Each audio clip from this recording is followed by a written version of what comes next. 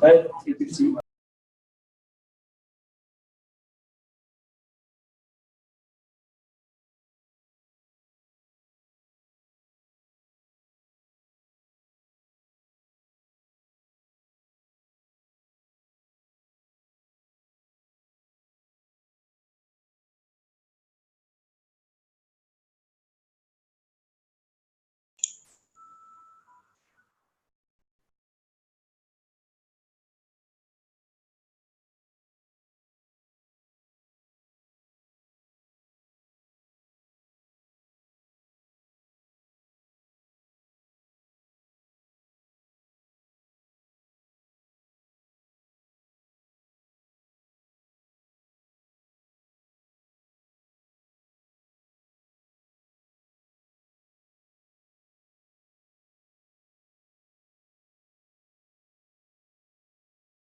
My phone is going to the correct.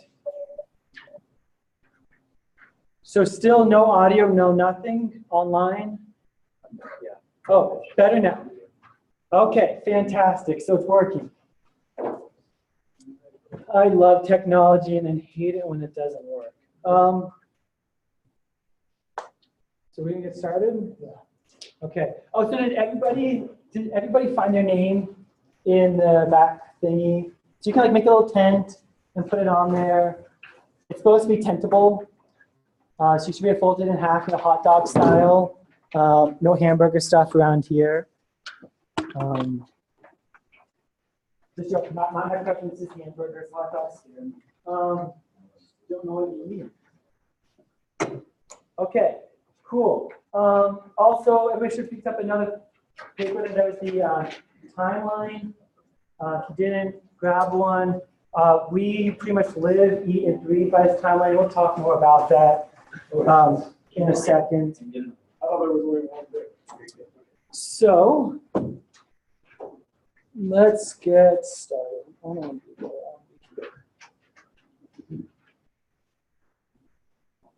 You guys all excited? Yeah. Fantastic. So we're just going to start really quick with introductions. Just so you guys can get to know us. And then we're going to do some introductions. You guys are doing like small group formats with your tables, just so you can get to know everybody. So Will, would you like to start? Yeah, so thanks for being here, guys. I'm Will Jensen. I'm the director over the Business Research Division at the RBDC. I've been here for going on 5 years now. And before that, I was an economist for the state of Idaho.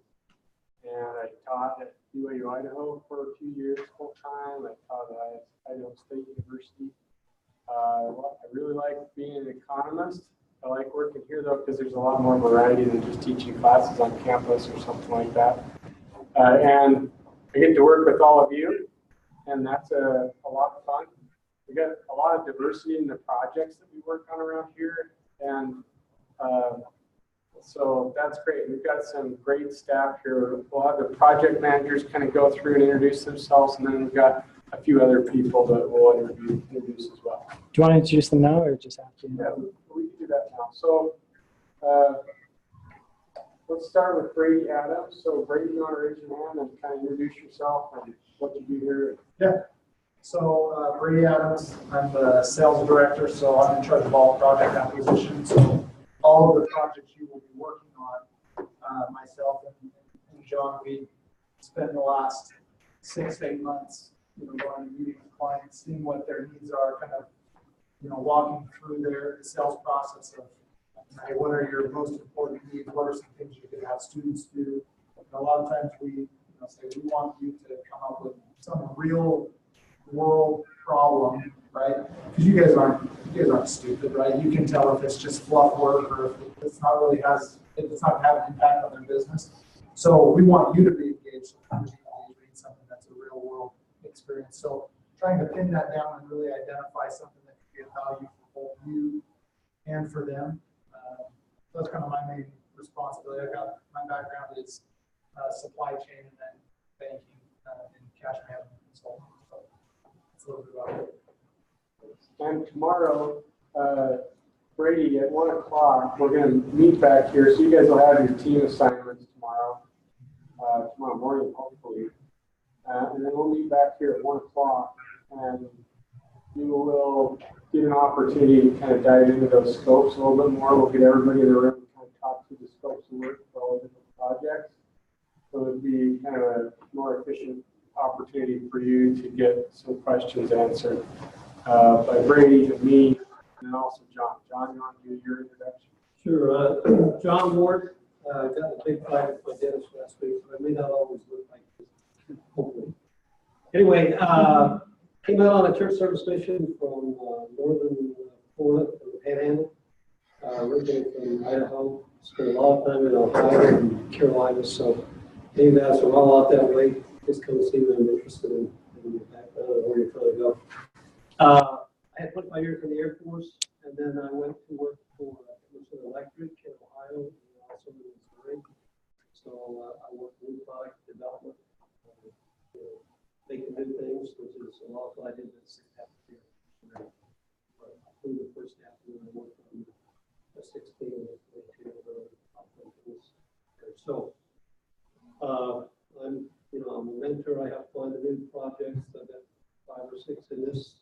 I'm very interested in the data I have cooked up. So really interested.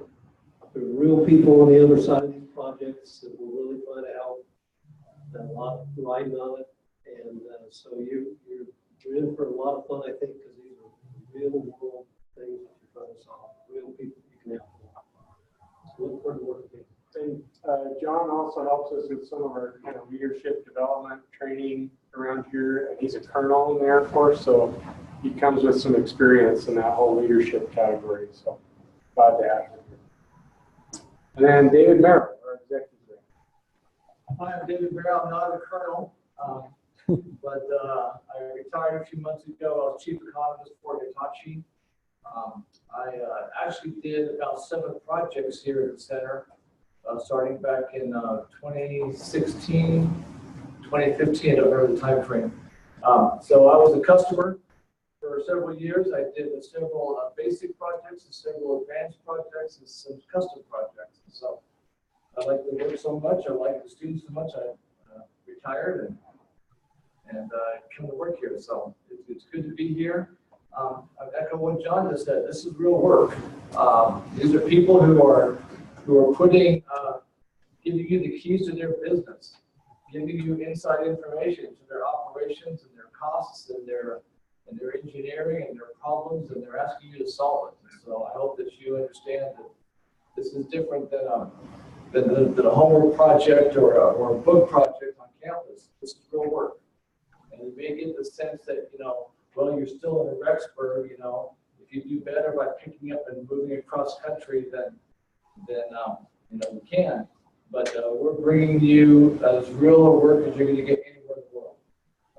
And I hope that you understand that and that you put your best effort into it.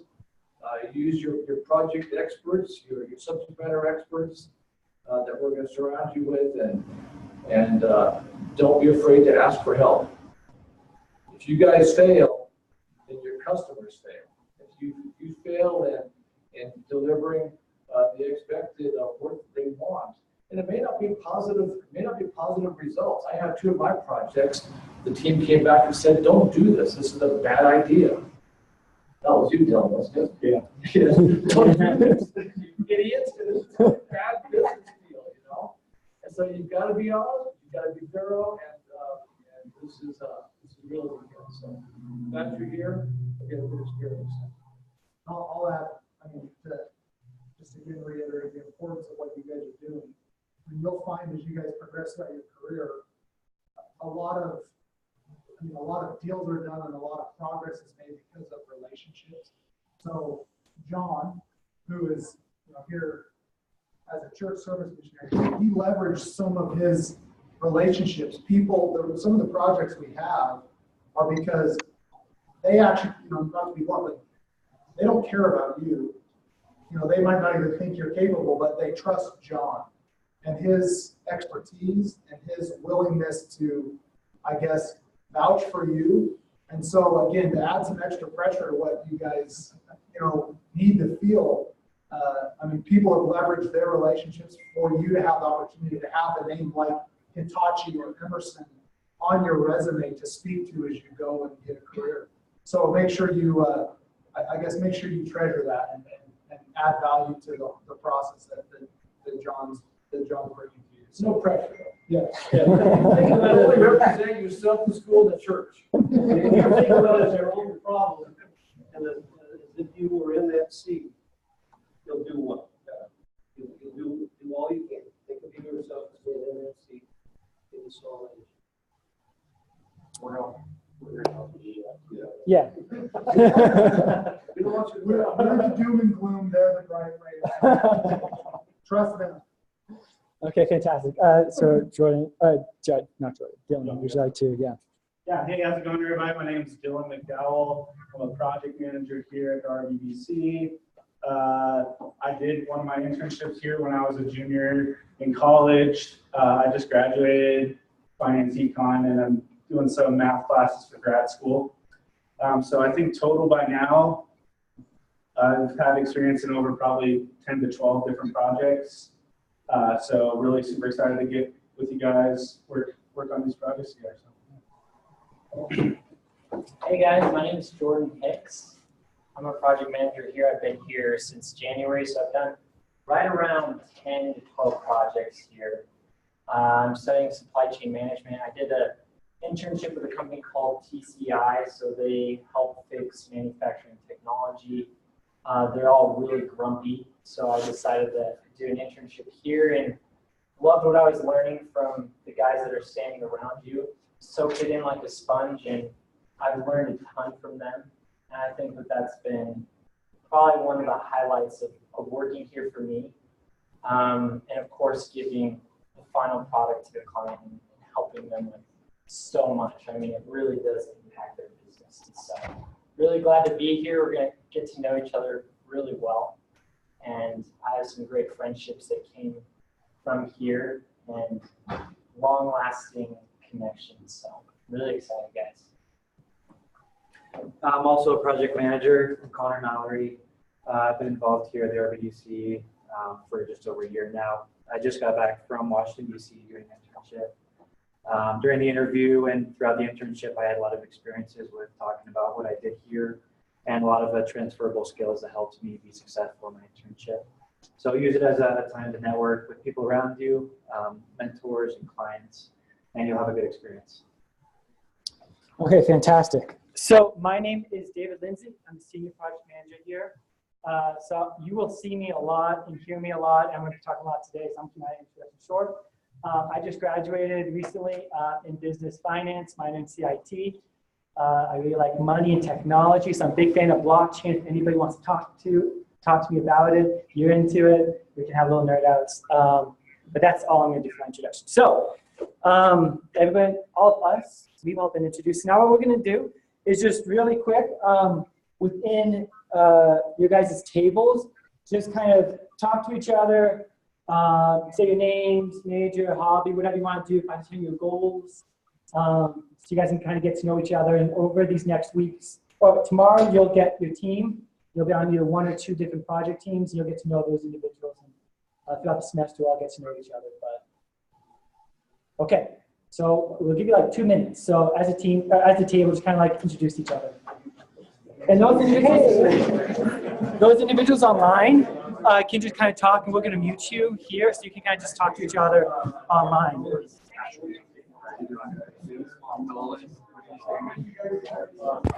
I hope that we're muted.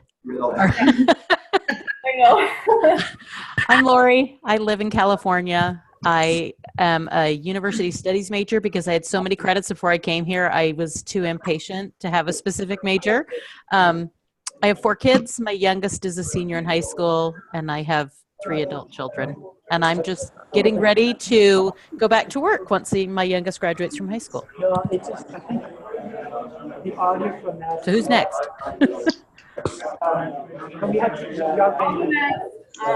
I'm Becky Graff. I live in a little town in Nevada, straight west of New City. I'm about to school in January. Right up with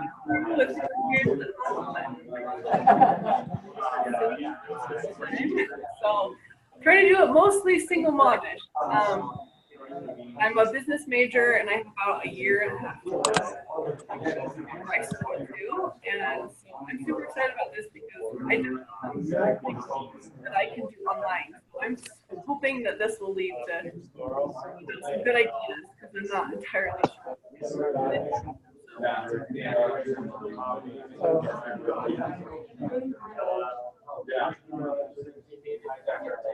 Kind of. It's hard to hear on here. Oh, they muted it. Yay. Yes. Perfect. Who's talking now? Oh, hi, sorry. Go for it. My name's Madison. I'm from Torrance, California. That's Los Angeles area. I'm an English major. I'm hopefully graduating this December if this internship goes well. This is the last 3 credits I need to graduate, so that's exciting. I not quite sure what I want to do when this is over. At first I was thinking editing, but I like to do a lot of different things. So yeah, there's nothing much interesting about me. Good to meet you. Nice to meet you all too. Hi, Ho. My name is. We can barely hear you. Hi, my name is Alessandra, and I am from Italy. and I'm attending online courses, and my major is business management. Okay.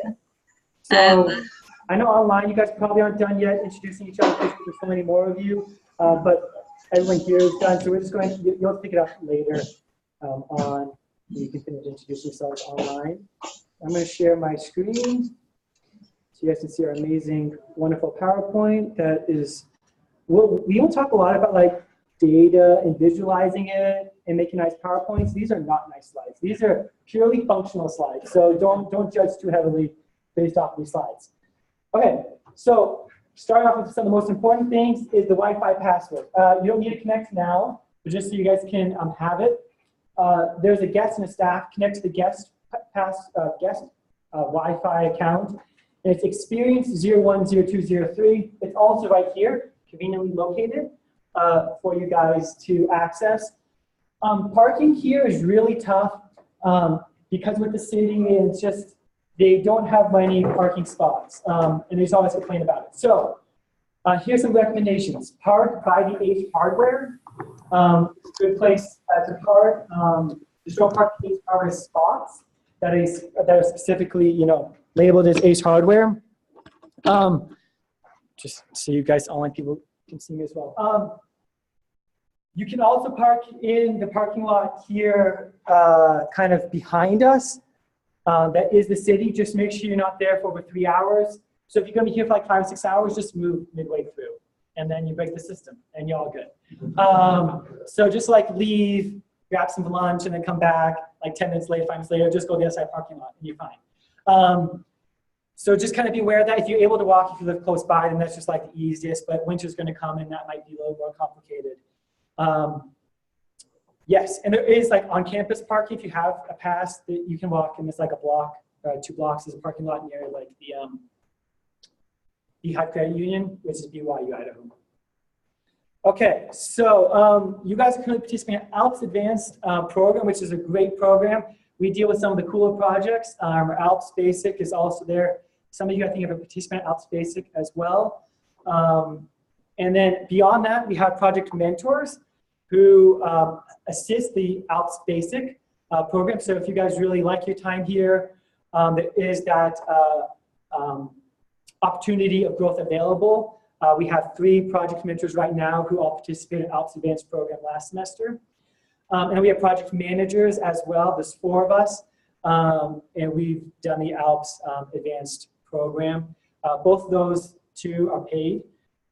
And then these really set you up for a lot of really cool experiences, both in really any type of industry. We have a lot of different types of majors, which is really great because we're able to, because our projects vary so much in scope, our projects are able to really help anybody going into communications or going into business marketing or finance or even entrepreneurship, because we deal with a lot of entrepreneurs.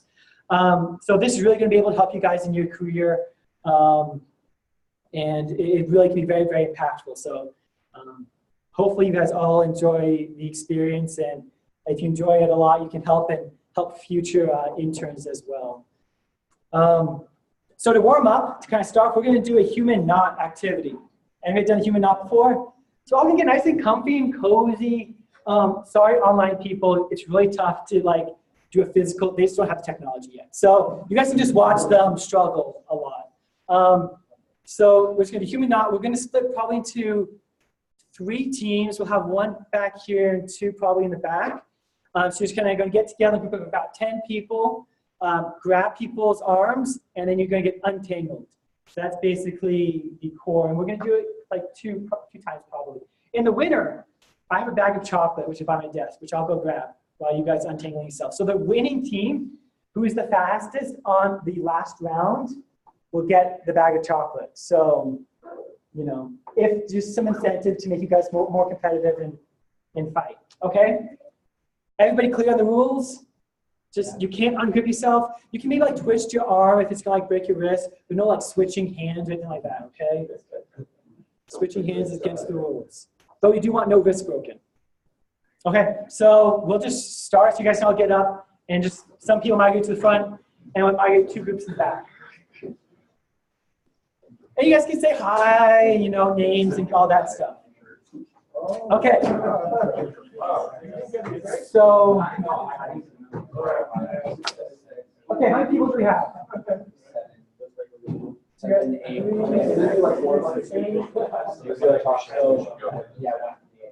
Okay, fantastic. Okay, so I'm gonna flip it around so you guys can see. Okay, so all you guys can just, just grab the person like across with one arm and then like diagonal with the other arm, you know. Okay. So I'm gonna give you a maximum of only 3 minutes. So, but you can do it be quicker than 3 minutes if you want, okay? On your mark, get set, untangle. Are you supposed to? Huh? Are we supposed to have a leader outside the group? No. Oh, No, not yet. That's later.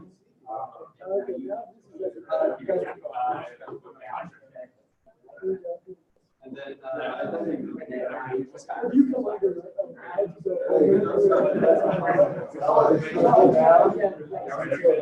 these two guys are down, but I got sneak right now.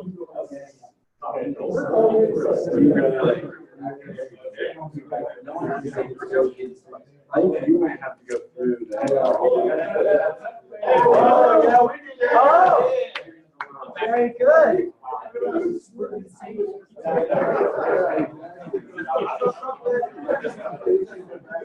Okay, great. So, good job, guys. Okay, so next. Okay. So, you guys can untangle. Yeah, you guys can give up. You lost. Okay. So, next. That was just kind of a practice. Next, we're going to do a little bit harder. No talking at all is allowed, just like weird eye movements and like nudges and stuff like that, okay? No talking allowed, so we're going to do the same exact process, okay? If I hear talking, it's immediate disqualification. Grunting is allowed, but just like type of grunt, okay?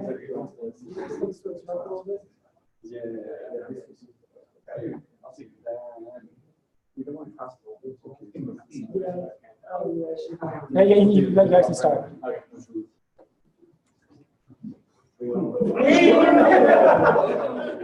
That is impressive. Did you guys like somehow? You guys totally destroyed this analogy, but we'll let continue. Okay. We didn't even know you started. Okay. So, fantastic. Okay. Typically that was actually harder too. Wait. Okay, so now we're getting one more where you can elect one team member to be outside who's then able to walk around and kind of talk. And everybody else is able to talk as well. We have one like leader who's outside the tangle. So you guys can just elect whoever you want. Okay,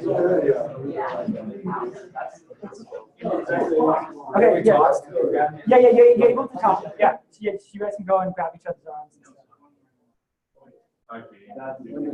Yeah, you're able to go now.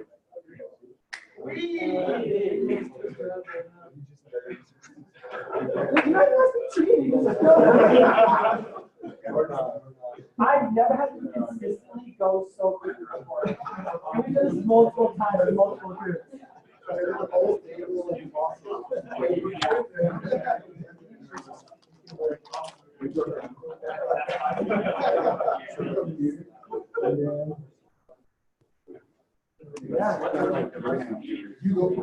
You go downstairs and then you go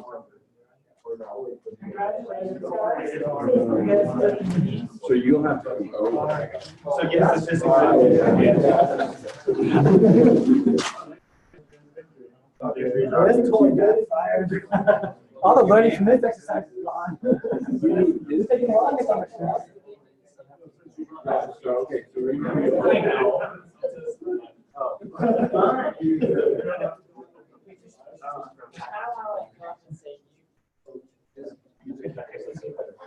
Okay, so we're going to stop right now. Okay, so you guys all go back to your seats.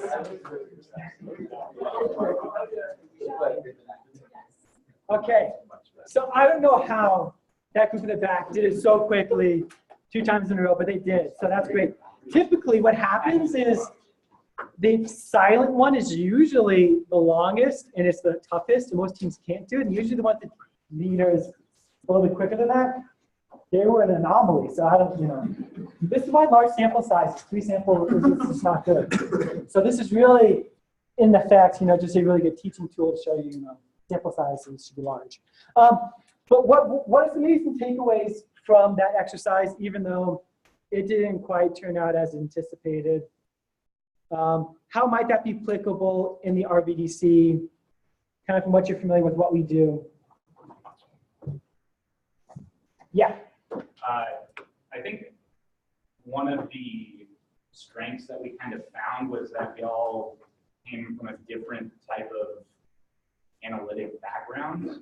Mm-hmm. Like our majors are different, and so I think we might have been able to see the problem from a different point of view, and then that kind of worked well together. Okay, fantastic. Yeah. I think more like in a physical sense, you have to be flexible with how you work. Like your hand might be in a lot of different places, but as you start working through it, you can take one step at a time. Work through one person, help the next person, all comes together. Okay, fantastic. Yeah. Get a good understanding of how you solve the problem. Yeah. I think what really helped us with listening to each other. So it wasn't like, oh, you should do this. We're just united, just listening to each other, just letting what we have to say. So listening to each other. Okay, great. Yeah. I think, and the way you did it, you had 3 different ways of doing it, but it's kind of showing in the end how we have to work together, even if there is a leader, and how this is set up. You have your senior project manager, junior analyst, and so on and so forth. That you start off, everyone's silent, and everyone can talk. So everyone's trying to say what they want to say. And you're going to have a leader or not, or something's going to happen. Then you have everyone silent, so they're doing what they think is best, or they're watching for other people. And then the very last one, even though you have one person outside that you're talking, you still need to listen to the people inside, and hear what they're saying about it, because they're like, I can't move. You can't just force that.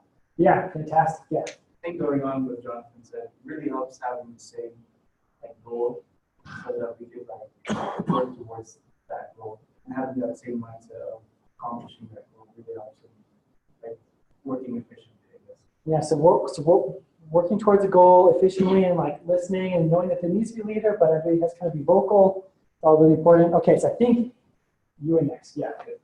I try to stay in order. People raise their hands, but it's really tough. So. When one person kind of presented an idea of what to do, everyone has this great part to go forward. So you kind of have an idea, and instead of someone going with their own idea, just kind of roll with the idea. Yeah. It's important to listen to ideas and then kind of decide on one and kind of execute. Yeah. Did you have a? Yeah. I think in every project, maybe in our lives, you get stuck somewhere at some point because it's hard. Even projects from school and even from work, and you need help. So I don't think you need to be afraid of asking for help or going to the right resources to get that help and to fix the problem without or just not talking. Just not talking is not going to help. Not asking for help. Yeah, this is a super good point. Our projects are hard. Businesses come to us because they don't have the time or the resources to solve them themselves. So these problems, and a lot of them don't have solutions. And some of them, they have half solutions, and it's you're in a bad situation, and this will be less bad, or so they're very difficult. And often you need to ask for help. You need to go talk to a professor on campus because this professor used to work in the medical industry, and you work inside the medical project, or you need to be outside your box just because they are really difficult projects. Which is a good thing and a bad thing. It's fun. I like tough problems. I don't like easy problems. It's not fun. There's no struggling.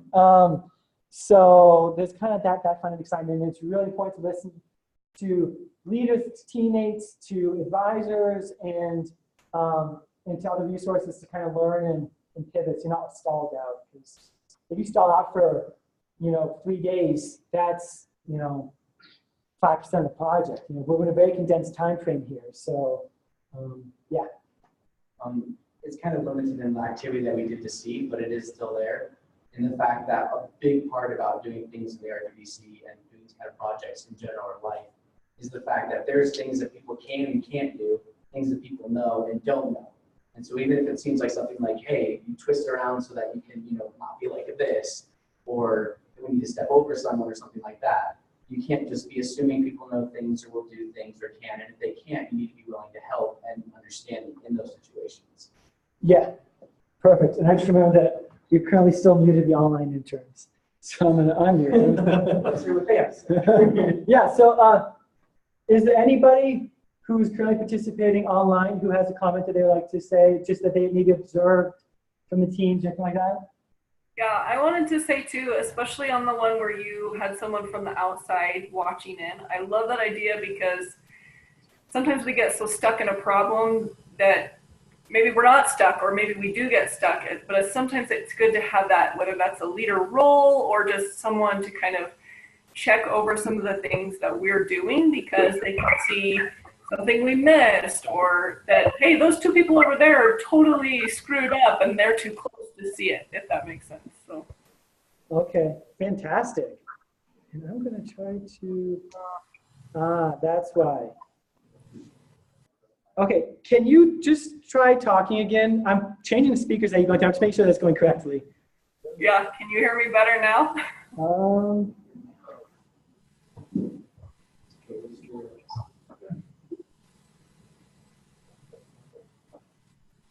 Okay, we might need to fix the speakers. Okay, fantastic. We'll just. Okay, so now we're going to continue on. No, I think that these are working now. I hear background noise. I think we're good. Okay, Will, do you want to?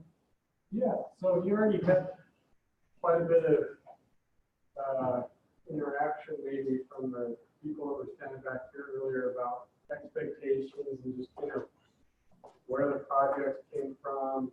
And I don't know if I need to add much more than that, other than our expectations here is that you're committed, right? And that's really it. I mean, you stay committed to this. The best quality projects we see out of here come from teams who want to know the answers to these clients' questions just as bad as the clients do. And if you can start to feel that, if you're like, yeah, I really do want to accomplish this. I really do want to answer this question. I want to know myself, how to answer this question. We get some really good results out of that. We've got some the clients you'll be working with are pretty high-end clients. I mean, you're going to bypass the corporate ladder of, in some cases, 200 or 300 people and reach right up to a vice president's office at a multi-billion-dollar company with the client that you'll be working with. I've heard of other interns that come back from lots of prestigious companies and tell me about their experience of making copies and just sitting in Excel all day long, processing meaningless reports.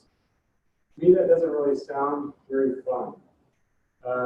What you guys are going to be working on is fun stuff. It's meaningful work. You represent a few people, so that second bullet point there, you represent the RBDC. It's hard to separate BYU Idaho from the RBDC with our clients. So you're representing both of those. A lot of our clients automatically, instinctively, when you talk about BYU and BYU Idaho, they instinctively connect the church to that. So you've got 3 that you're representing now, plus your team and yourself. And you got to think about like what kind of, I don't know, I think right now you guys are setting the stage for how you are going to perform throughout your careers, throughout your work, your time to work. And you have to decide right now like what level you want to perform at. You want to be someone that's offered jobs or someone that's always looking for a job, right? And you can kind of set that momentum right now. The businesses you're working with and organizations you're working with really do depend on the work that you're doing. You're making big decisions on them, multi-million-dollar decisions, things that change the way they do business, or hire workers, or what direction they're moving in the future. And you guys are going to help provide the research that helps guide them in that process. So here's our expectations of you. So we've got weekly trainings. And we'll kind of talk about the schedule of those in kind of detail going forward. But we'll have a couple options a week for trainings for you. And usually the trainings are designed so that they can meet your needs at that stage of your project for most cases. We really want you to come to those. There's really great information there, and sometimes it's like information that later on you're going to need. At the moment, you might be like, why did I sit through that? But, you know, a couple of weeks down the road, you'll be like, oh, okay.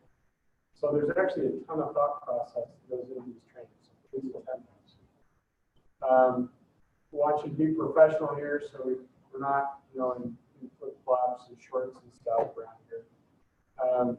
We meet deadlines because, you know, we've done this since 2006. We've got about 1,000 times that we've done it. So when we establish a deadline, and you're like, that's way early. I don't need to get something in that early. Yes, you do. Don't fight us on it. We know what we're doing. Don't fight us on it. Meet the deadlines, okay? And hours. So we'll have some tools here to help you keep track of your hours, because I think most of you are probably interested in completing some sort of internship requirement. And so maintaining the accuracy of your hours is your responsibility. And that means that if you're like at a stage where maybe on your project, you're like, boy, you know, we can't really do anything until we hear this back from our client. What am I going to do for the next 2 days? We've got 25 projects going, and there's a good chance that we can kind of blend your time over to some other projects. So if you ever get to a point where you're like, I really just need more hours this week, and just can't get them done on this project for whatever reason, let us know, and we can kind of reposition you so you can get some hours and add some value somewhere else. Yeah. We're a big team. You guys are all in, you know, 1 or 2 in small teams, but we're one big team. Yeah, that's a really big pet peeve of mine, and that's why it's up there, is because many interns, you just keep track of the hours, you know, kind of, if I'm a business management major, it's 270 hours for, you know, the advanced internship, or, you know, each major is different, or, you know, be aware of that. And if it's week 10, and you're like, oh no, I'm 100 hours short, and you come up to me and be like, oh, there's 2 weeks left, 3 weeks left in the internship, and I need like 100 hours, make it happen. It's like, well, too bad. You should have said during week 4, week 5 that you weren't averaging the number you needed to, or, you know, I've had people say that with like 1 or 2 weeks left. It's like, well, it's impossible. Like, you'd have to like not sleep at all, and then you can get the amount of hours you need. So just be aware of that. You know, typically our projects start off a little bit slower, week 1 and week 2. You're not going to be spending a lot of time on them, but then they very quickly ramp up. So week 3 and week 4, try to put as many hours in as possible. And don't, you know, front load the project, don't back load the project, and you'll be spending just so many hours. So that's not good. So what do you guys expect from us after hearing kind of our expectations? What do you want from us? How can we help you? Yeah, I think that one thing I would expect out of any supervisor really is that I can come with a problem that I've worked on my own, present my ideas, and find a different perspective that can maybe lead me down the path of the solution. Yeah. Not necessarily opening, but helping find the ideas that can help you get through the process. Yeah. That will totally happen. And we love proactive, you know, people that can come up and just say, how do I do this? I'm not a huge fan of that. It's like, you tell me, come up with some ideas, and then help to go past those ideas, and help you expand them or whatever. Tell us what you think is going to work, and how you think you want to approach problems, and we can help guide you. Yeah, we're not going to speak to you. That's good. Anything else? Yeah, I would say probably accessibility, being able to, you know, if we have a problem, being able to approach it, obviously rational times of the day, and be able to sit down and just be able to kind of go over any problems we're having, or any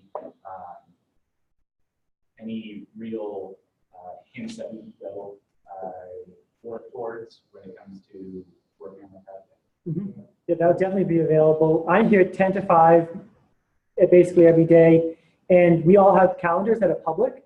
And so you'll see who your project manager is, and you can add their calendar and see whenever they're public or whenever they're available. You can just add an event, invite them, and they can kind of help you out for those times. That's how we deal with scheduling. So we try to be very, very open.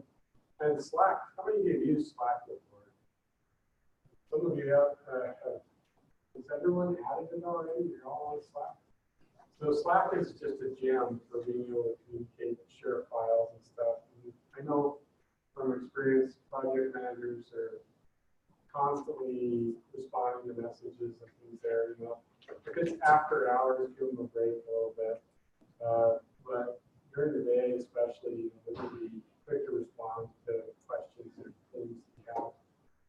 Because we really do, I mean, we want to be efficient and use time around it. And ultimately, you know, expectations as those go, our clients are, you know, they've been working with John and Brady and I and Dave Merrill to develop scopes. And they don't look at us like some junior league consulting firm. They look at us as if they're, you know, they have really high expectations. And you'll find for yourselves in kind of customer service that if you're only meeting your client's needs like 90% of the time, well, that's 90%, that's an A minus up on the hill, right? But if you're only meeting their needs like 90% of the way, they actually go find somebody else to work with. They don't work with you. And what we're trying to do is exceed their expectations. We're 110 or 150%, right? And that kind of goes back to the hours that David was talking about. There's really not a lot of opportunity to say that I just couldn't find something to do, because we always want to try to exceed the expectations of clients. And if we do that, and we have done that, this center continues to go on in the future. We've been around for 10 years, actually 12 years. And we anticipate going on and doing bigger and bigger projects, better and better companies. And you guys can help us do that, make better opportunities for those. So, anyways, I think that's about it. Yeah. Okay, cool. So this is the timeline you guys have in front of you. This might change. It's also very generic. So if your project manager thinks it should be adjusted, then they will make you aware of that. But this is just a general guideline, kind of what you can expect. We are only 13 weeks. We end a week early, which is nice. So you don't have to do the project and finals at the same time. So this first week is going to be, we're going to have the training today. Tomorrow, we're going to create teams. And then we are going to be contacting the clients. And then hopefully having the first client consultation either at the end of this week or early next week. So we can get right started with the projects, because you guys read through the project scopes. Some of them are very vague and very ambiguous. And so that's going to be an opportunity to talk to clients and get more specifics on it. And basically research starts. And then hopefully by week 8, we finished with data collecting. We're moving to like data analysis. And then we're assembling the final kind of reports, snapshots or dashboards for the client in week 10. So it's kind of a broad overall scope of the semester. And that will become more clear as kind of we work on, but there's some due dates, the kind of things we have like checkpoints of when things should kind of get done for us to be able to finish on time. Like I said, this is very generic. Sometimes projects are unique. And they don't, maybe they don't have a paper, they don't have like a presentation, and maybe it's just data files and graphics. Could be something like that. So, any questions on that? No? Okay. So now we're just going to some more kind of responsibilities. So data kind of expectations is that you're going to be using Slack, communicating. If you are directly targeted in a Slack message and you like at, Dave Lindsay, from my instance, we're kind of expecting within a day that you'll get back to us. I always try to get back on Slack within an hour 2 hours if it's during normal business hours. If it's not, I will try to check it at least once during the night or evening to get back to you. So we kind of expect the same thing. If if we ask you a question, that you'll be fairly responsive. It doesn't need to be within seconds or minutes, but not like 2 or 3 days. So on a daily basis, we're kind of discussing ideas on Slack, working on projects. You can work here, you can work at your home or on campus, wherever you would like to. But we find the best projects. Teams and interns generally spend the majority of the time here and working, because if you're here, you can ask us questions, you can get things resolved quicker, and the projects just turn out better. But we know that schedules maybe not able to, and that's totally fine. This space turns into like a co-working space during the day. Tables go to the walls with chairs around them. We also have some other space in this building that can be used. So kind of weekly responsibilities, weekly workshops, which I'm going to talk about next slide. We're doing something new with them, so we'll see how it turns out. You guys are kind of our beta test group with that. Kind of expecting 2 to 3 team meetings a week. You guys, as a team, can set them whenever you want. This is just so everybody's up to date with what's happening. You guys can discuss things as a team. And then all junior analysts are going to have a meeting once a week with their project manager to discuss the status of their project. And they'll just be creating a recurring event, just 30-minute meeting with the project managers. As well as some project managers may attend the occasional team meeting.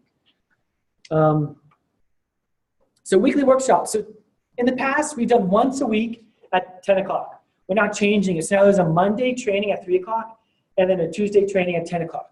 So you can attend either or you can attend both. This week, I highly recommend you attend both trainings. So they're not this week, they'll be for next week. To the Monday and the Tuesday training. On Monday, we are going to be discussing BYU Idaho databases and the library resources that they have. They literally have hundreds of databases, and some of them will save you countless hours. And we'll talk about other databases as well as government databases and places to get the data and research. So that's really important. Most projects are going to use one or the other. And on Tuesday, we're going to discuss value-added data and vigorous research and use some project examples from past semesters on what is vigorous research, how you kind of solve tough research problems that you might not kind of understand, and maybe some skewed data from one sample source. So that's what we'll be discussing. We will post like 1 to 2 weeks ahead what the training topics will be each week, so you can kind of pick the one that's most applicable. Because later topics, we might have one training on Qualtrics and another training on Excel pivot tables. And you might not use a Qualtrics survey, so you can just skip that training and attend the Excel pivot tables, because you might be using Excel kind of dashboard type things, and that might be more useful. So the goal of this is to make it more useful, more meaningful to your exact project. Also, if you have a class conflict thing, you can attend the one that works better with your schedule. We do record all of our meetings, we post them on YouTube, but you get like half the benefit if you don't attend live, because you can't ask questions or you can't like ask for further clarification. So really recommend not watching those videos unless you want to be like, that training last week, which I attended, which was so great. What did he say there? Yeah, so always try to be here in person. And then we already kind of talked about this meeting tomorrow at 1 o'clock. I know that we just kind of popped this on you guys, so if you have classes, I think that's okay. But we'll be talking about project scopes and creating teams, and you'll be able to meet as a team and kind of look at your scope. Any questions on that? So this is kind of new. Have to see how you guys like it. A lot more work for us, but we think it's really beneficial for you guys. So hopefully it is. It might be confusing for everybody. It might be awful, so we'll see. But we always try to get better. So if you guys see anything that we can do better, tell us. We do an intern debrief at the end of the semester to kind of learn and make sure that we are, adequately being good, and we implement them generally. Just want to see what these comments were. The comments, okay. Yes, project scope meeting specials tomorrow at 1. And it shouldn't be super long, so it shouldn't be too bad. Brady's just going to go detailed one by one, kind of talk about each project and give you a little bit more specifics than they might have given you on the project scope, which will help you prepare for that first consultation. Okay, yes? So when you see project scope, are we going to be given a document? Yeah. tomorrow, so kind of explain what project we want. Yeah, with PDF, kind of have their objectives. A lot of it is kind of what you guys read in that PDF when you guys went through the project interest survey. If you haven't done the interest survey yet, please, please, please do that. We are meeting tomorrow morning to create teams before that meeting at 1. So if you're not, we go off the project interest survey, so if you haven't done it yet, then you won't be put on the team. So we would have had the project teams assigned by now, but we would have. yeah, we're still missing like 5 to 10 people. So yeah, we can't proceed until we're all. Yeah. We're waiting for you. So there was like 5 to 6 emails. So we're gonna check out. Yes. Send actually the right one. The link to that survey never changed. So if you did that survey once, you should be all good. Yes, sorry about that. I meant to start off with that. Apologies for the emails. We had some files that were restricted.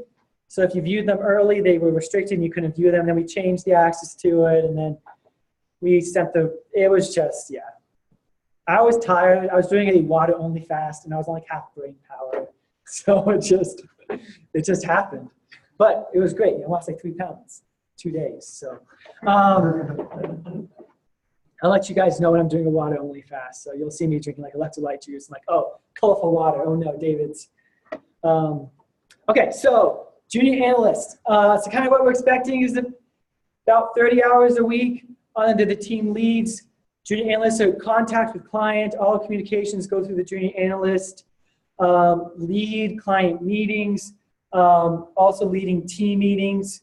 So that's kind of junior analyst roles, responsibilities, super summed up. When you meet with the project manager, they can kind of talk about that more into roles and responsibilities, just so you feel comfortable. We want you guys to be comfortable, so that's why we have the weekly meeting. So for research specialists, about 20 hours a week is kind of what we expect for the minimum. You're a valuable team player and person. Often junior analysts sometimes feel like, oh, I'm not the team lead. So that means I'm just gonna sit here and wait to be told what to do. Don't be one of those types of team players. Be active, be engaging. Ask the junior analyst, hey, what can I do? I have time to do stuff. Or if you're a junior analyst who's a slacker, tell your project manager, we'll go talk to the junior analyst. Or just go and work, do what you know needs to be done. Be a valuable, active team member and communicate with the team. Especially for online interns that are remote, and for those who have remote interns, be super extra communicative, that's a word, right? Communicative. I'm gonna say it's a word. Not English major, sorry guys. And just be super, no such thing as over communicating. Say what you've done, what you're doing on the project, struggles you're having on the project. And that just helps the whole team. So we've, in the past, been very lenient with, especially with the junior analysts, with slacking. We're not gonna be so lenient this semester. So we're here to help you, to work with you. We all know everybody has like unique schedule things, so just talk to us and make sure that we are aware of special circumstances, I guess. And we will work them out. Okay, so this is my last slide for a little bit. So you're gonna get a break from me. What time is it? Well, we're doing pretty good on time. It's 3 o'clock. Okay, so Slack, we use it for all communications. Please don't email us. Emails, client-facing, everything internal, we use Slack. So you can message us directly on Slack. You can message teammates directly on Slack with something private.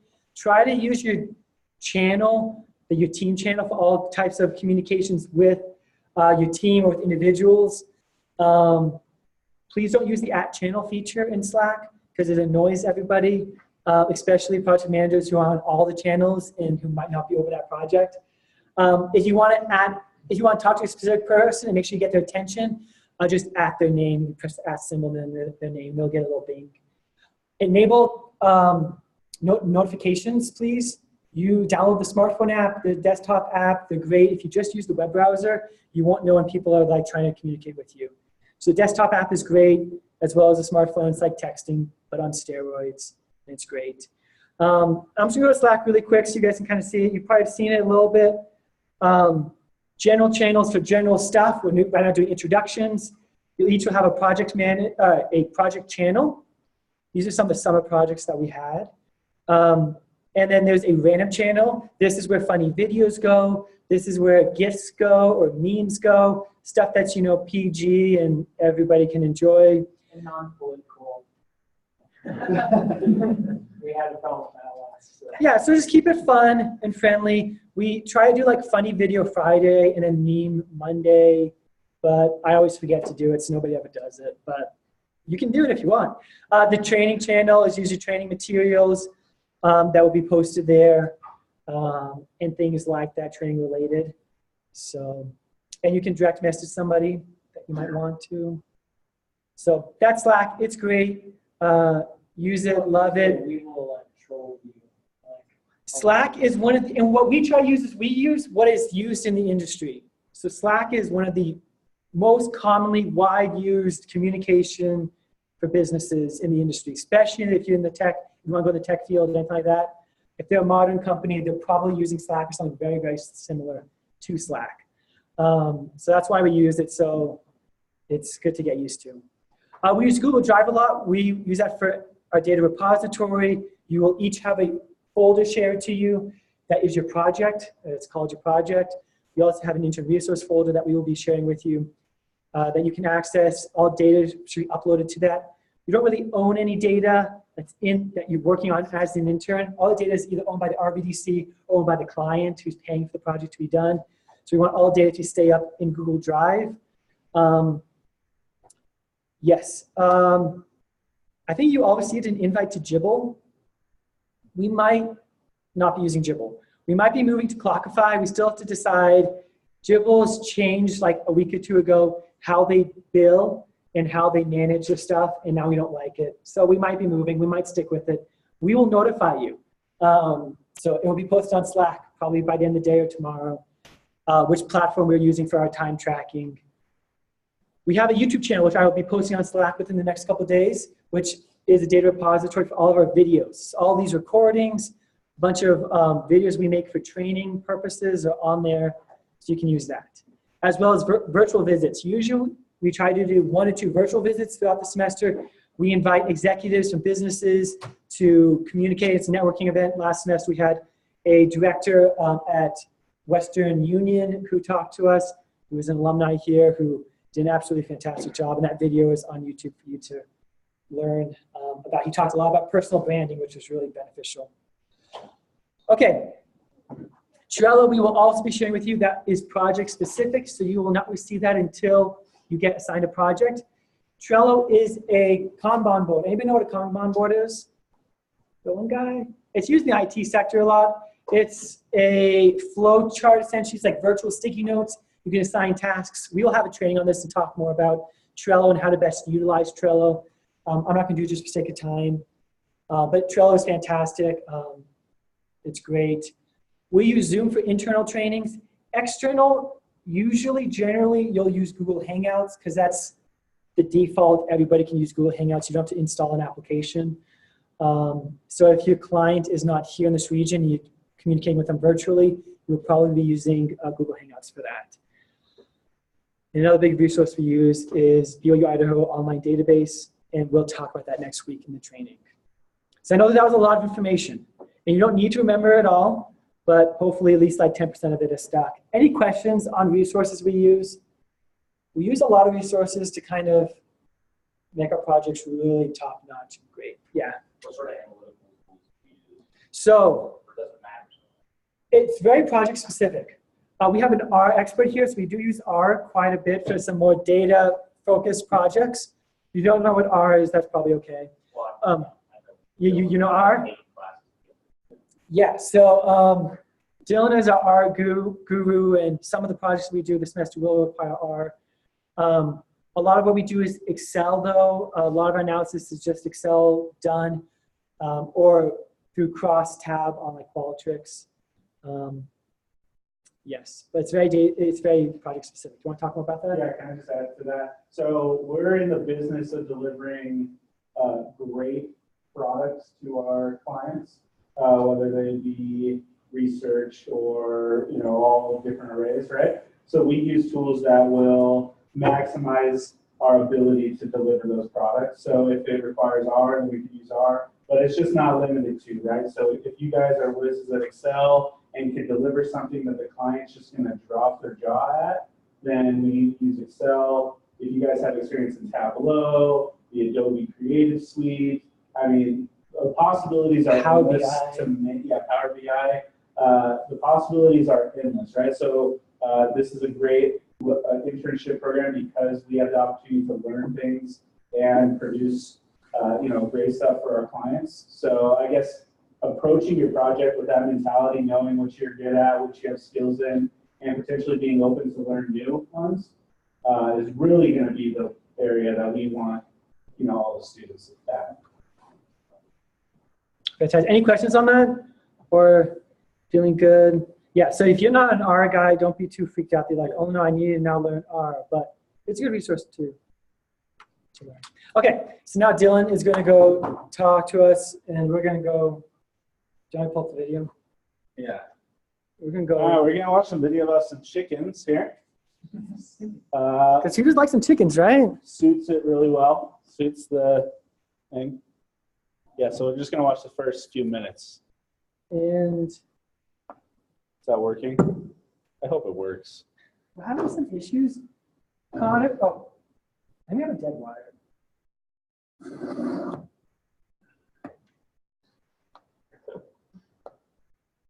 Building collaboration. Oh my goodness. Okay. To teach us about collaboration. Let's use one speaker. This takes place at Purdue University, but I want to start by telling you a little story about some groups of chickens, because believe it or not, chickens have a lot to teach us about collaboration.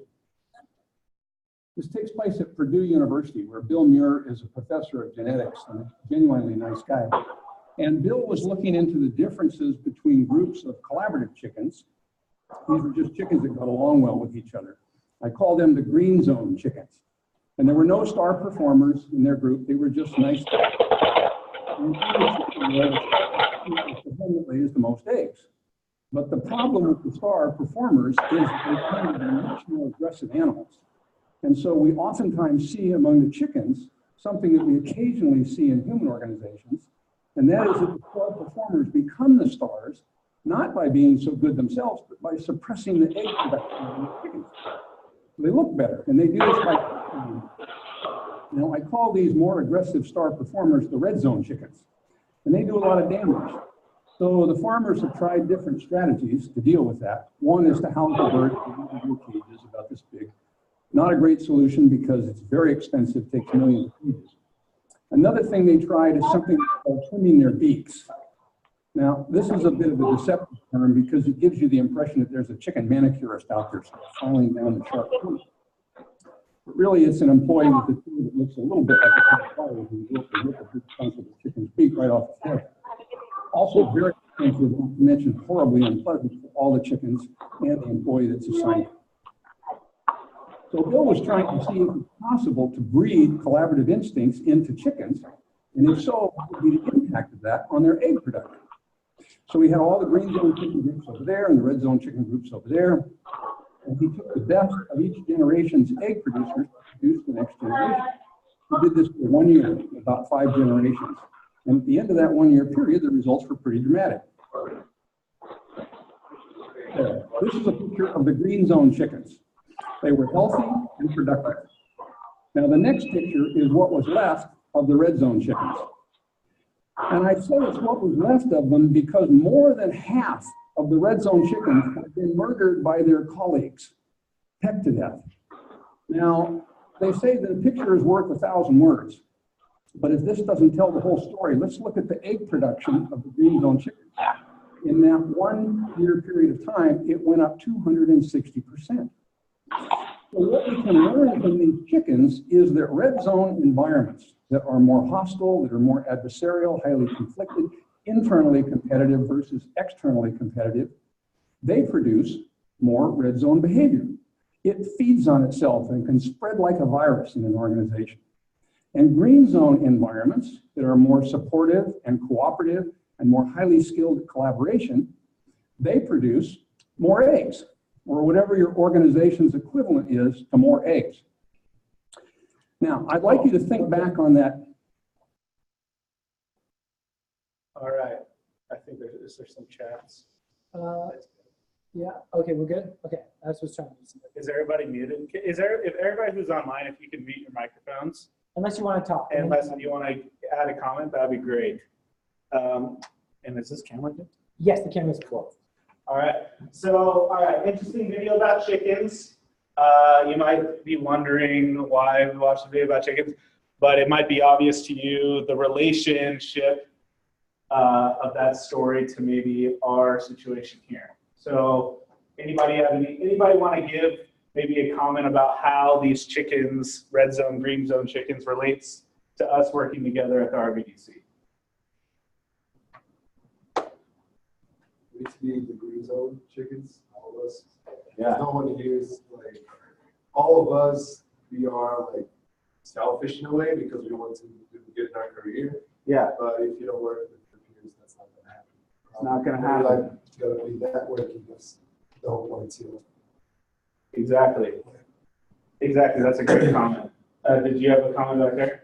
Yeah, I was just going to say that we need to focus on working more together to solve, the problem or the challenge that they're asking us to do rather than like each other.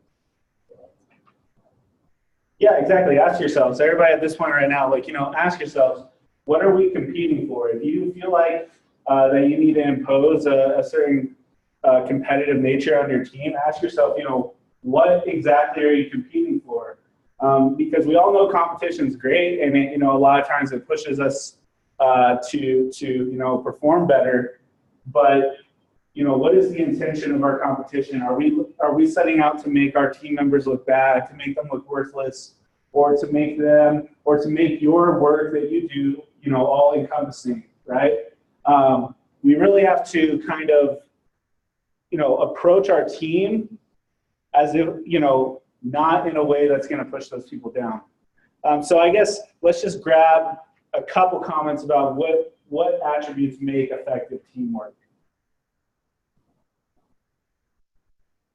Will? So you guys read 50 grades before that book? I've never read In that. there, it talks about level 5 leadership quite a bit and how important that is to building a great company. And I really liked in there how it talks about what kind of person are you. If something is going not great, it's not going well, are you someone that looks out a window and places blame on somebody else instead of that window, or are you someone that looks in a mirror, try to figure out what you could be doing better to help that situation? Yeah. And in the same way, if something is going really well, do you look in a mirror or do you look out a window? Are you one that's trying to take the account, take responsibility for what's going great, but not when things aren't going great? Yeah. So think about that. Are you a window person or are you a mirror person? Yeah, because level 5 leaders in all these businesses are window people. They're looking outside windows to show things that are going great and applaud people that are doing well. But when something's not going well, they look at themselves and what they could be doing to help the situation. Think about which one you want to do. Yeah. Yeah, that's a great point. Did anybody have any other comments? I think the public victory, private victory mentalities would be important for this. I think as a member of a team, you would take the private victory, and the public victory comes from the efforts that you contribute with your teammates that everyone notices together. I think another thing would be leadership and self-deception. If we view each other as people instead of objects, we'll get along better. We'll be able to work well with each other and be able to see each other for who we are as people. But if we look at each other as objects, our collaboration will go down significantly. Definitely, that's a great comment. I think something that comes to my mind, like having a growth mindset, because it goes in both ways. If I'm not ready to learn, how will someone be ready to show me some tools? How will someone be ready to help me to be able to achieve a goal? Then if we talk about some tools like Arrow or some Excel tools, if I don't know those tools right now and I'm willing to put in the effort, I could have a team member who is proficient in those tools, and because he sees that eagerness in me, he wants to help me. But if I slack, I'm just not really interested in it, then we're not working towards this. I feel that growth mindset comes from both parties. Yeah, that's great. And in fact, it's great that you brought up the growth mindset, because we kind of have a video to go on. Has anybody Is anybody in here familiar with the growth versus fixed mindset? You are. There are a few of you are. Good book called Mindset. Yeah. This video goes into it, right? Yeah. Yeah. So let's watch just a quick video. Kind of explains.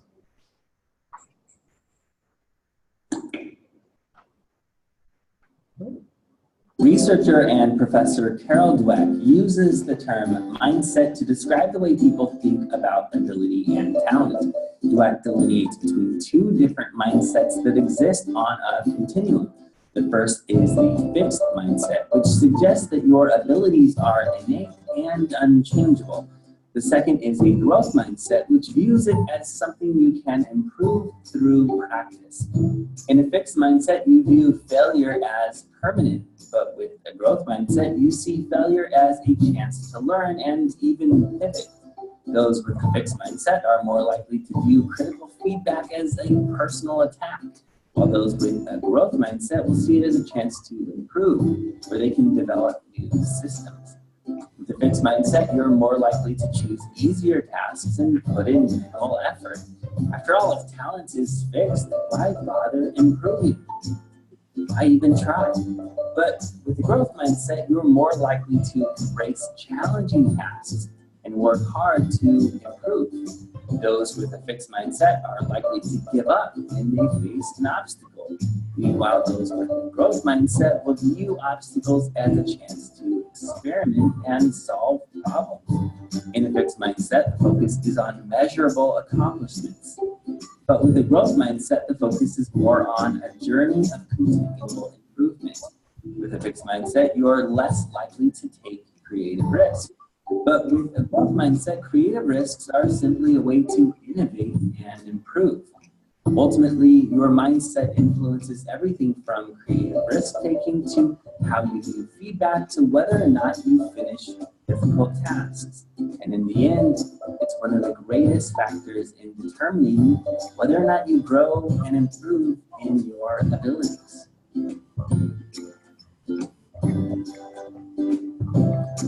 Yeah, so that's a great video. In fact, it's one of my favorite things, it's one of my favorite ideas and concepts.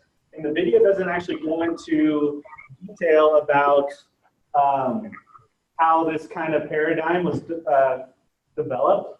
So I'll just quickly kind of explain it. Back a while ago, there's this woman psychologist who wanted to look into growth mindset versus fixed mindset. That's what it eventually kind of became. But she was just like looking at how children kind of perceive the world and how they grow up in the world. And she conducted an experiment, and she would bring the kids out of class and have the kids take like a mind teaser, brain teaser sort of quiz. And at the end of the quiz, she had 3 different groups, a control group, and then she had 2 experimental groups. The first group, she would compliment the students on their intelligence. You know, if they did well, she would compliment the students on how smart they were. Wow, you must be so intelligent, things of that nature, right? And then she would also compliment students on their work ethics. Like, wow, you really thought hard about that problem. You know, you really made it through despite, some challenges, right? And she would, kind of categorize the responses this way. Well, then what she did was follow these students across time. And what she found was that the students who, I guess like at another point in time, she gave the same students back this quiz. And the students who, I guess, had been praised on their intelligence didn't do so well. The quiz was harder. Sorry. The quiz was a lot harder than the first initial quiz. The students who were praised on their intelligence didn't do so well.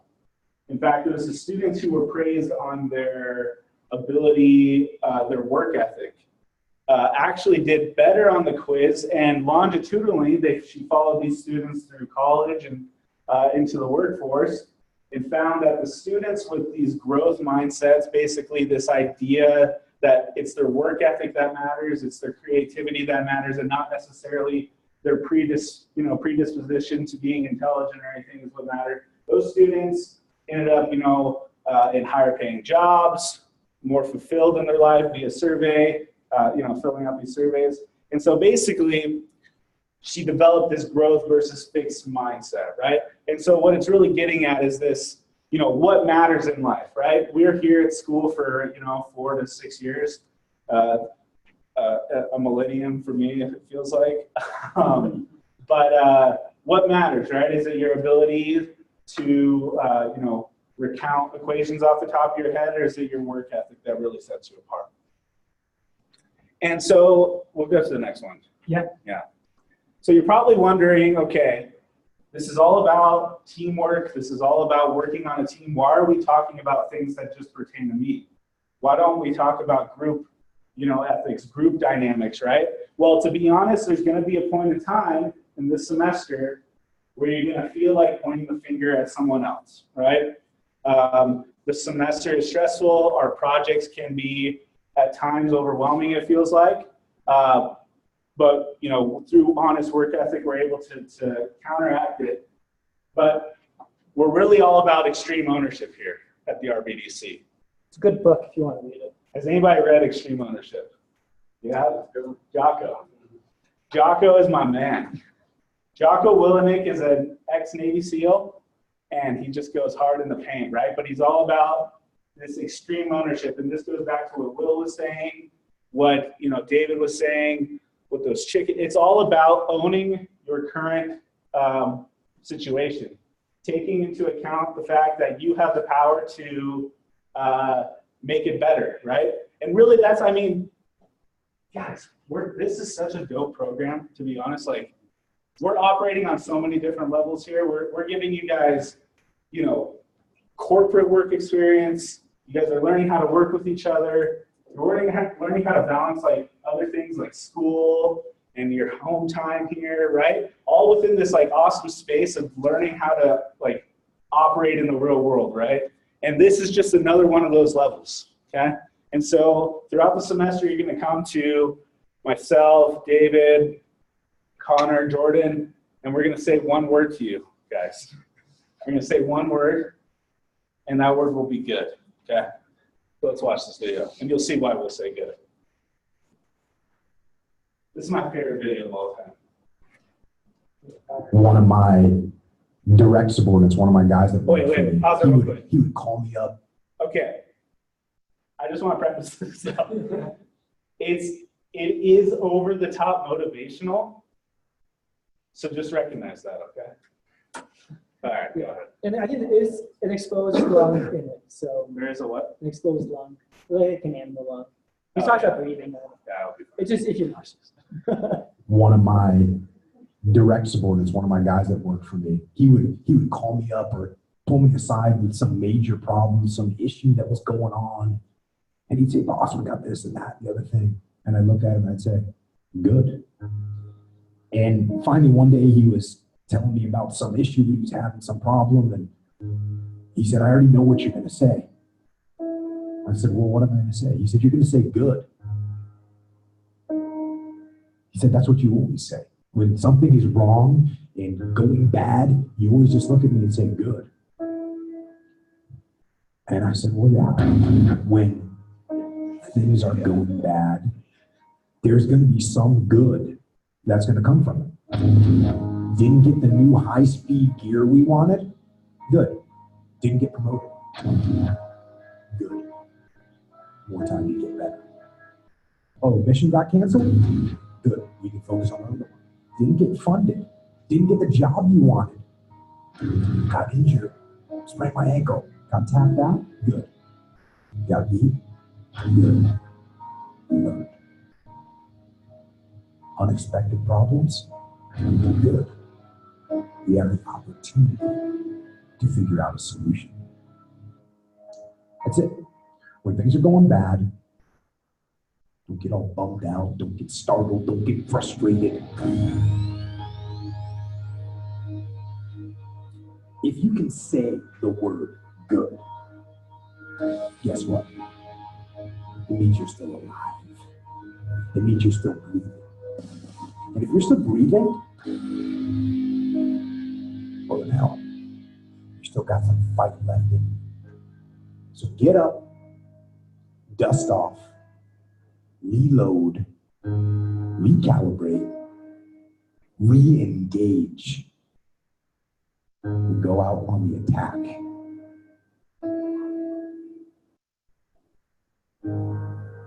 Yeah. All right. All right, so that could have been over the top. You guys might have rolled your eyes, right? But I mean, let's be fair. Every single one of his examples apply to us, right? There's gonna be so many didn'ts, so many I wish, so many of this, even not just here at the internship, but in your life, okay? And it's up to you to frame it in the way that's advantageous to you guys. At the very minimum, you should be able to leave this internship and describe it as if it went good. Yeah, it was good. But you know, at the maximum, this is life-changing stuff here, right? Yeah. Any questions? Any comments? Good book. Yeah. If you guys want books to read, all of us can probably give you at least 5 or 10 books that we've read that we highly recommend. This is one. Yeah. I would highly recommend. But yeah, I would just suggest all you guys keep that in mind as we go through, starting today, every day of the internship. And if any of us ever says good, then you know what we're saying. Okay. So, all right, thanks. Well, are you going to do the ambiguity too? Oh yeah, I guess I was going to do this one. I can do it. No, well, it kind of just plays in. The last few slides all kind of play in together. Is that we're facing something that you guys might not have experienced before. This consulting project, working with clients. There's several facets that maybe some of you haven't faced in the past, and there will be ambiguity. Ambiguity being sometimes even the client doesn't know exactly what they want, right? I mean, we were talking about this and laughing. Are we still doing that? We're still doing the activity, right? Yeah. It's like if somebody was like, I want to know about the metal industry. What do you know about the metal industry? I mean, like, what does that mean, right? So there's going to be ambiguity, some synonyms, vagueness, obscurity, obtrusiveness, doubtfulness, uncertainty. All these things are going to be adjectives of your project to some degree. It's not going to be something we could Google. If we could Google it, they wouldn't pay us, $3 to $5 grand to do it for them, right? If you found the answer within 5 minutes of getting your scope, 99% sure you didn't find the answer to your scope. Okay, so we're going to learn how to deal with that in an activity. We can skip that. Yeah. So this You wanna is, go through this? well, yeah, so it's okay that there is ambiguity. You really just want to address the ambiguity, and try to define it as much as possible, and that's going to help. Another thing that helps is front load, so then you don't deal with the ambiguity in the end when it's impossible to deal with. It's tough to deal with. If you still know what the project is during week 6 or week 7 or 8, it's you're done for.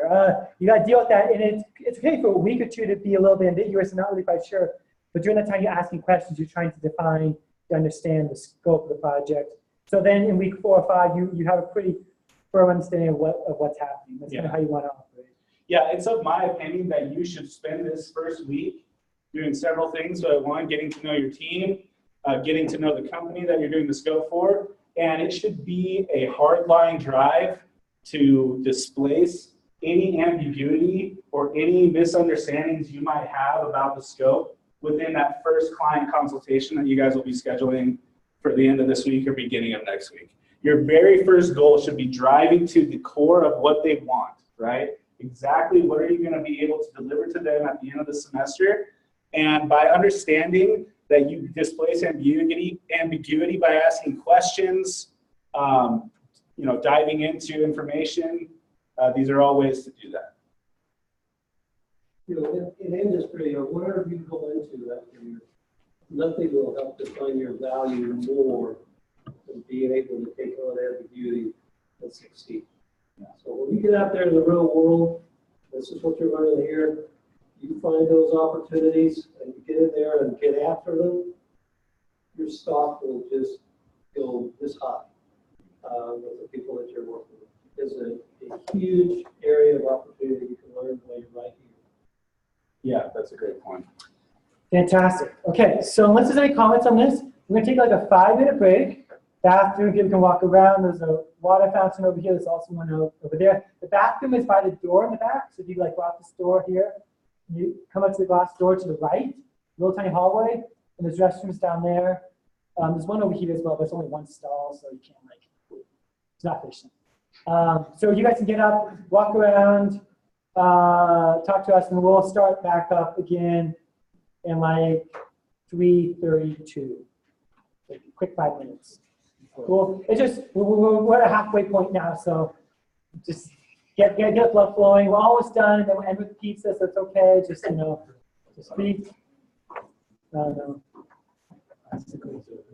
It's a lot, but we used to do this in 3 days. So we're cramming it into just 1 day, but it's much better than 3 days of this. So.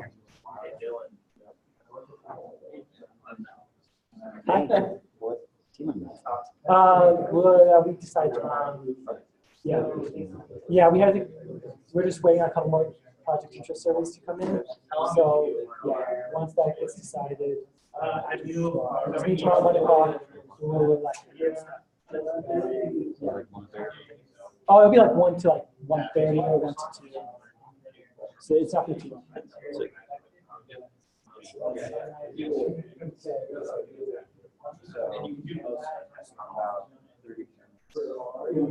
Great. If we can,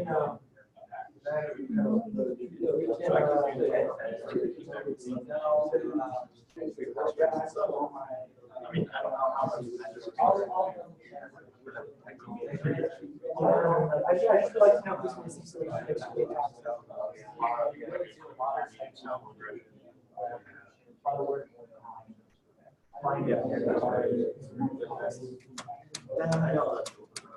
Yeah. How big is it? Thank you. Yeah. Okay. So we have two.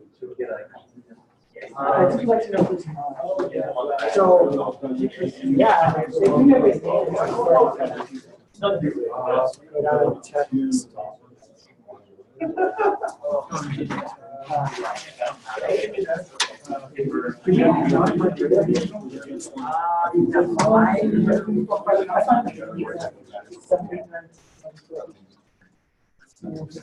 know.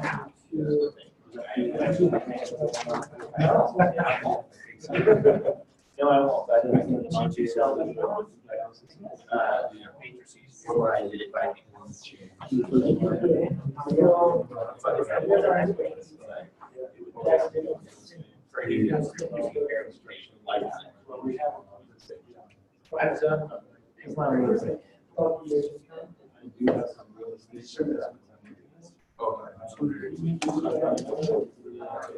we're in my class.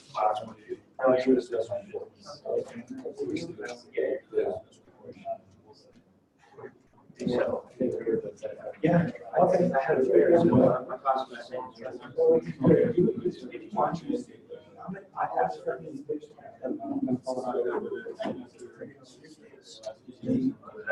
I just know that's the other thing. Like I could get in there and be like, crap, I can't remember how to do this. Now I do. I mean, I know you can. But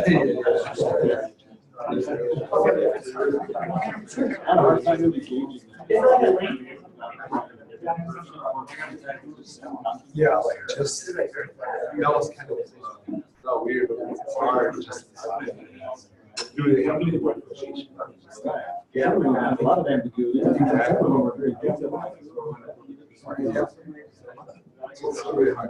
Hey guys, we're gonna kind of send a sheet around that's gonna show who's here. So if you could write your first last name down, you can just help us get an idea.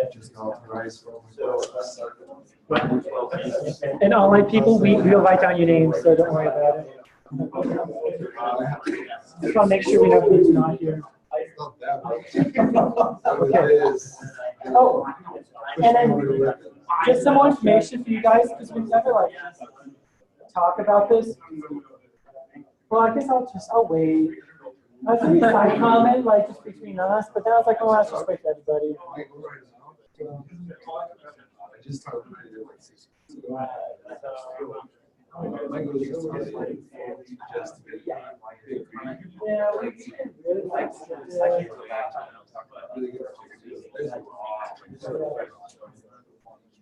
I'm a fan of this. Something I would like to keep. I can just like I think the first year to the first part of my career, like going to the Oh yeah, we have 50 people on. So I think it's like 4 or 6 months.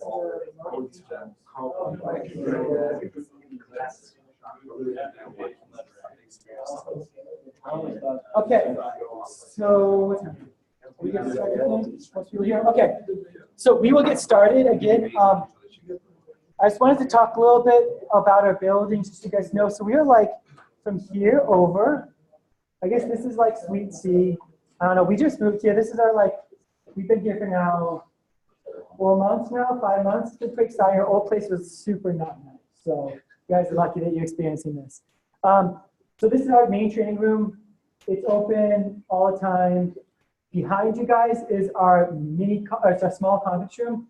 That can be used for team meetings. It can be used for client consultations if they're like virtual consultations or they're over the phone. We typically will not bring a client into that room.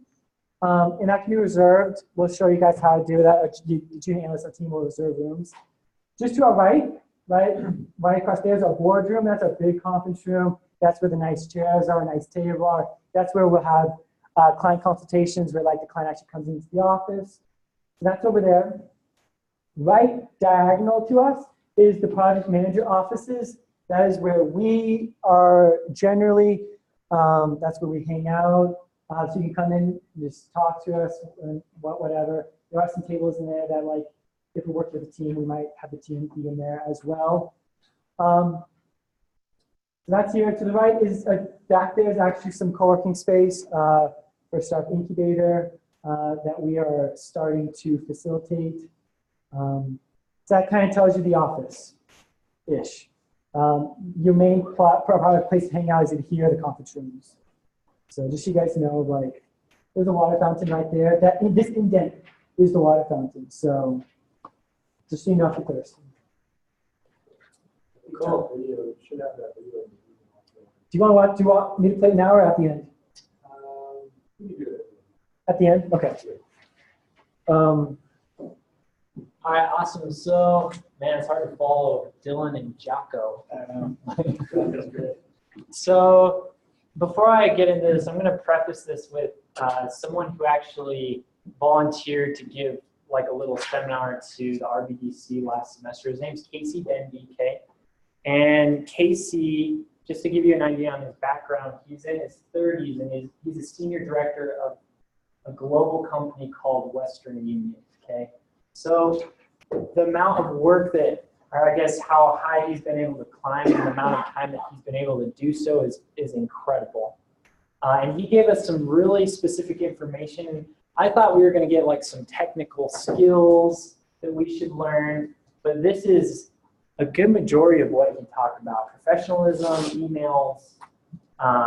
So I'm going to kind of go into some of the stories that he told us in our meeting. But first off, I just want to say this is kind of what he said. So this isn't what I know. This is what he's told me, is that you carry around a brand, okay? You have your own personal brand. You have your own personal logo, I guess, of the type of person that you are. So that means that whatever you dress like, however you talk, however you conduct yourself, the work that you put into this internship is going to carry on like after this too. So it's not just going to affect you here, it will affect you in the future. And I'm going to talk about how you can do that in a positive way, okay? And I have no doubt that everybody here will do that. So professionalism, some of the things that we really want to do, and we're going to kind of get into this, is you want to be courteous, so be punctual. That means be on time to all your meetings, especially your client meetings as well, okay? Be honest, don't lie about issues to us or the clients. There are some interns here that really developed a bad brand and logo. I hate saying that, but we'll use some examples, and will give us some really funny stories of an intern that is famous for just having a terrible brand. I hate saying that, and I really hope for the best for him, but we'll kind of give you examples of what's good and what's bad, okay? And then be dependable, be knowledgeable and confident too. Become an expert in you might not get assigned to a project that you want to do or that is in your field of work, but it will apply to your future, okay? When you get hired on for some job in the finance world, people, I promise you, the people that hired you don't want you just to be an expert in that field, believe it or not. So this internship is going to make you really well-rounded. Whatever you get thrown into will help you in some way. I promise you that. And that's our why too. We want you to have these experiences so you can go out and be successful in whatever you do. So let's go to the next slide. By being punctual, that means like showing up early. So with a client meeting, if there's no technology involved, you're like 10, 15 minutes early. If there's technology involved, you're 20 minutes plus. Really make sure no technology is mishappening like we have right now. Although I was very early. I was here at 10 o'clock. Yeah. Awesome.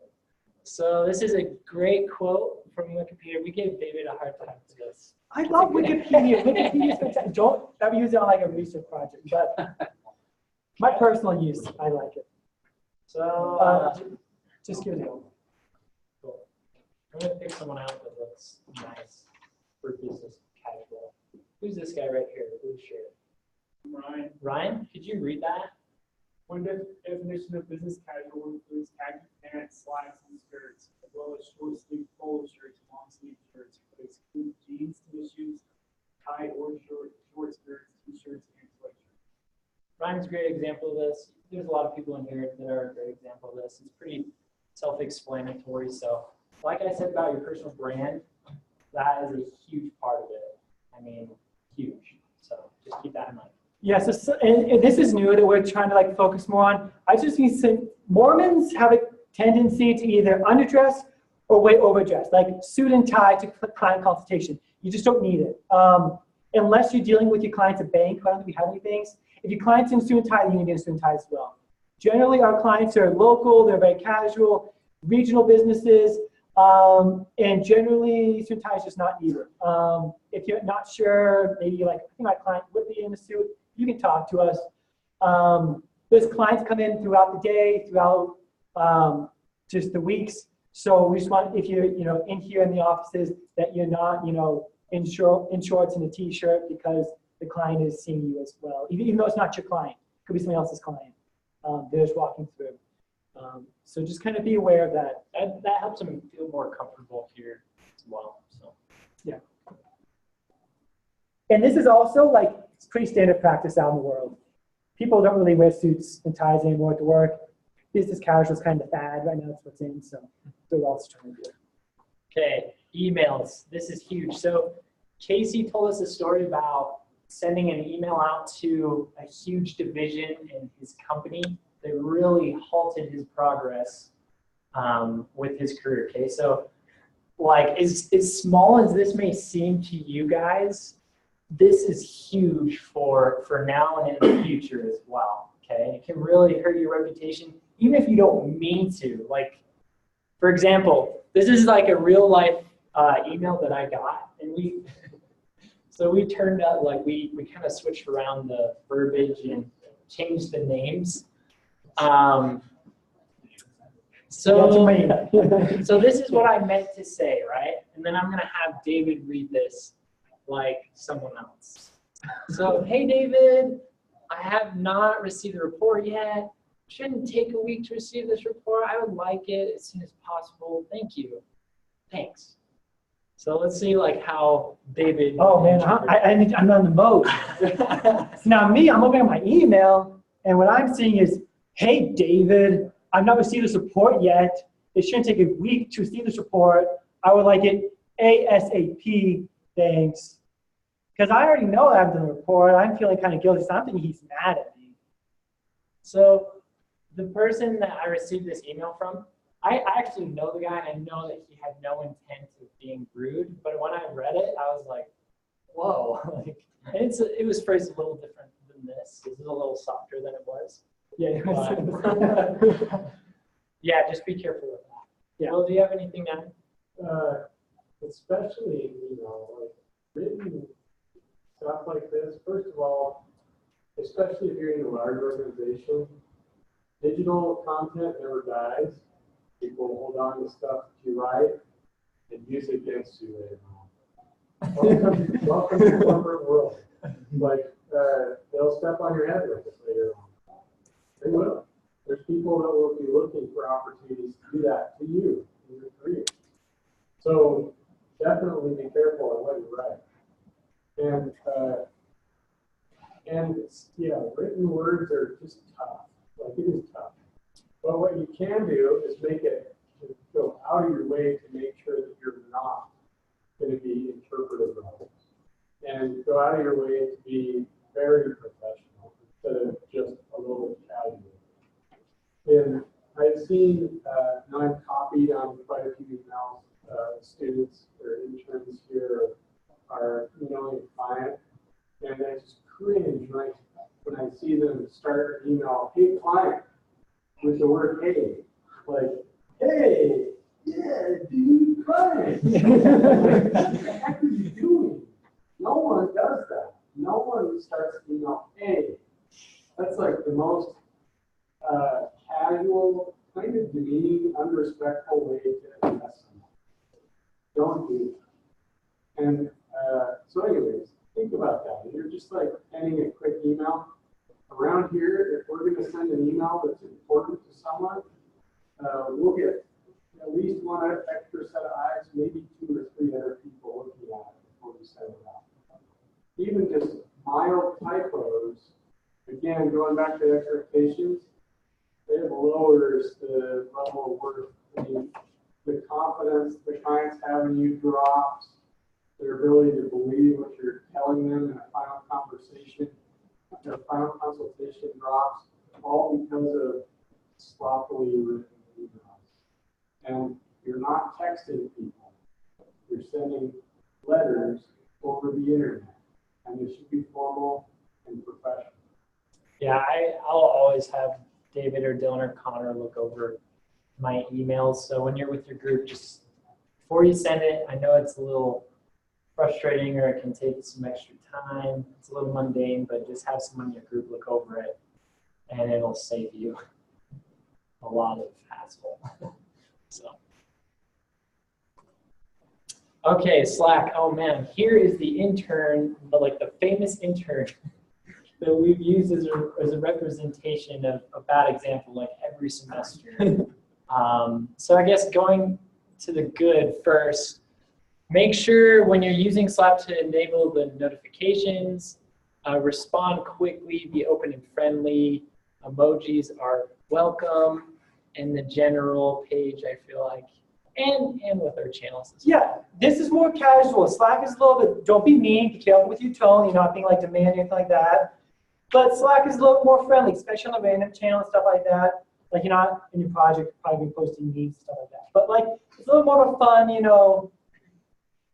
okay environment. The client-facing stuff is definitely going to be extra careful about. Mm-hmm. And this is the #1 thing. Do not send messages during client consultations. So here's the famous story you guys have all been waiting for. Take it away. So we had a client consultation. So computer connected to TV, the client is watching PowerPoint presentation on that TV. All right, predict the future for me. What do you think happens? Yeah, Slack notifications pop up in the bottom corner as they come in. Online team member dissing the client sends a message to the team on Slack while the client is looking at the screen that the message pops up on. Not sweet, right? all of a sudden derogatory comment about the client pops up while he's sitting there watching the presentation. Not good, right? That's an example of why, I mean, just don't do that. Okay? And it is, you know, there's a lot of notifications pop up. When you're in a client consultation, or even in your groups, if you're presenting or something, you might want to think about shutting down all your notifications just so that kind of embarrassing stuff. It could be your boyfriend or your spouse or wife or girlfriend. I don't know what they're going to say.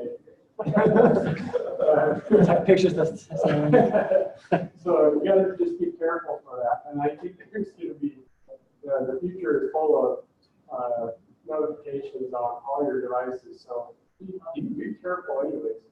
But just remember that on Slack, you know, there's times where you just got to be extra careful. Yeah, and if, you know, like I've made mistakes in this area and I've apologized and we acknowledge and move on. I mean, we're humans, but I like really want you to know and take it seriously. So you can avoid mistakes. Another thing to really do for client consultations is to prepare in advance for the meetings. So what that means is you're going to create an event in Google Calendar, and we have a step-by-step process of that in some training videos. But you want to invite all the participants. Now this is really important, and just to hopefully save us time in the future, if there's a client consultation, will your project manager, of course your client, and everyone else in your group should always be included in that invite. Always look at Will's calendar, look at your project manager's calendar to make sure that we're available at the time that you have, okay? When I'm scheduling events, I am trying to go around Will's schedule or the client's schedule besides my own, just to make it more convenient for them, okay? Just to serve on your client. And what it's very easy to do, just see when they have blank spots. If I have something there and you schedule something, like if you schedule something tomorrow at 9 to 11, I'm going to deny it and then be upset because I'm red. I'm clearly busy tomorrow. But yeah, you won't have all these. I have a lot of calendars, but we use Google Calendars very, very heavily. And then make sure to add the location. If it's at the RBDC, add the location. There's another box underneath that has an event description. Be thorough with that. Sometimes, like when you create a Google Calendar invite, there's going to be a little link for the Google Hangout meeting, and there's going to be a number to dial into. Sometimes your clients have never used Google Calendars, so just copy and paste that link in the event invite, and then we are thorough. So the day before the consultation, make sure to confirm with your client, just so there's no mishaps beforehand, okay? Do all you can to prepare in advance. Create a meeting agenda, okay? So we have in the intern resource folder an example of an agenda.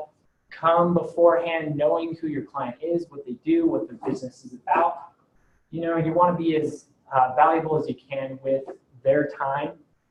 So you obviously want to get to know them and build some trust, but you should have a pretty good background of who they are, what they're about, what they're doing, so that you can move forward without, you know, spending an additional 5 minutes on those topics, okay? Oh, can I just give an example there? Yeah. So for example, we're doing a lot of projects with Emerson. You should probably Google Emerson. What types of products do they sell? A lot of the projects we're doing, I think a lot of them are with the Helix, which is their research and development center. You should probably Google and see kind of like what types of products maybe have they already researched, and you'll get a feeling for maybe what they're expecting from you based off what they've already done in the past. And Emerson's a big giant. If you've never heard of them, they're big giant electronics. They produce like AC units and like TVs and lots of stuff, industrial grade stuff. Mm-hmm. Also, when you come, be sure to check your technology too. So someone will probably put their laptop, they'll probably plug it in with an HDMI and have the TV there. Make sure that your speakers are working, that you're not getting feedback. that people who are attending online, this is important for online people, make sure you mute your microphone. Make sure you mute your microphone, and just so there's no disruptions, and take care of all that beforehand. So you don't have to, scramble when the client's sitting there like waiting for you. Just be sure to do all that beforehand, so they take it seriously. Okay. So I'm going to give you an example project of a project I was on this summer session, and man, shout out. Does anybody know Jackie Flores or Chantel Bodley or Ryan Darley? Does anybody know those guys? Well, if you do meet them, tell them they're awesome, because they really did the heavy lifting of this project. I can't really take any credit for it, but just to give you kind of a preface of what the project is about, is there is a man named Kevin, and he wanted to do a feasibility study for a property management company here in the Idaho area. Okay, it was a little vague at the beginning. We asked him a lot of questions and kind of narrowed down the scope of what we were going to be doing. So I'm going to kind of run through our final product. So this is an example of what your project should look like. And we actually, if you can do better, and I believe all of you can, strive to do better as well. But this project fulfilled the client's needs. It went above his expectations just because this group was so solid. They did a really good job. So this is kind of the scope. He wanted to do a housing market analysis of the Jefferson, Bonneville, and Madison counties. He wanted to compare different software and security technologies for his property management company. He wanted to do a competitive analysis of all the companies that were in these counties. And then he also wanted us to do kind of a projection of what his finances would look like in Excel. We surveyed consumers in the targeted counties. He didn't actually ask for this. This is just additional work that we gave him, because that's what we do. We go beyond what our client wants, right? That's what you're going to strive to do. So the methodology of how we did that is we use American Fact Finder and BLS data to get some general population and housing market characteristics. We pulled data from 2010 to 2017. American Fact Finder and BLS are wonderful sources. You're going to explore and discover a bunch of sources that we have in the David O. McKay library. Okay. We found 30 plus software and security products. That was from a list that they gave us, as well as Google, as well as we just researched what the top of the line products were, what was being used by the competitors, and we contacted those companies for pricing and features. So that's a lot of work in itself right there. But additional to that, we use Mergent Intellect and Google to compare the companies that we found in these 3 counties in a matrix. We're going to explain what that is. That's another way of retrieving data. And then we create a financial forecast through Excel, and we distributed 10 plus surveys to different target markets and these counties. You guys might have seen them on Facebook in their expert renters page. You guys will probably be doing that. Got 234 responses. So a lot of work goes into it, right? And then these slides are pretty much going to summarize what we did. So this, let's hop through real quick. Yeah, let's hop through these right here, like the first 5. I'm going to just, so the first like 5 kind of show you what the market is like in these counties, what the housing market is like. Let's keep going. Still market characteristics, and then we get to, I'm a big box of Whisker fan. Now we're at kind of the property management software. We have all of our data in these matrices. Matrices? Thank you. I'm not an English major. So all these slides right here is just a ton of data summarized, okay?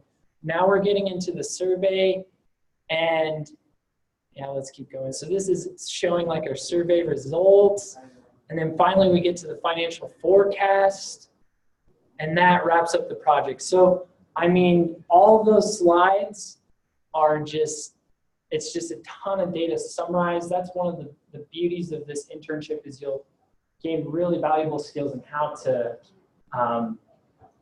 pretty much summarize data in just a few pictures. It's really a good experience. So that is, it's kind of what my project looks like. We're expecting you guys to have, you know, similar products and better products as well. We really know that you can do it. We're going to show you how to do that throughout the semester, okay? Yeah. Are there ways we can access like multiple previous projects and see Mhm. like, Yeah, and we will share with you an intern resource folder that will have many past projects. I think it has like 5 or 8 different examples, different types of projects. And if a study is similar, if we have a feasibility study that's similar, we'll actually give you access to the project. So you can view what past teams have done. Because lots of the projects that we have coming through here can be similar. So great question. Anything else, guys? So and we know this is a lot. We just kind of want to give you the broad overall scope to kind of know like where are we going, what will it hopefully look like, or kind of what that end is to kind of get to there. And we're kind of going to talk more about that. But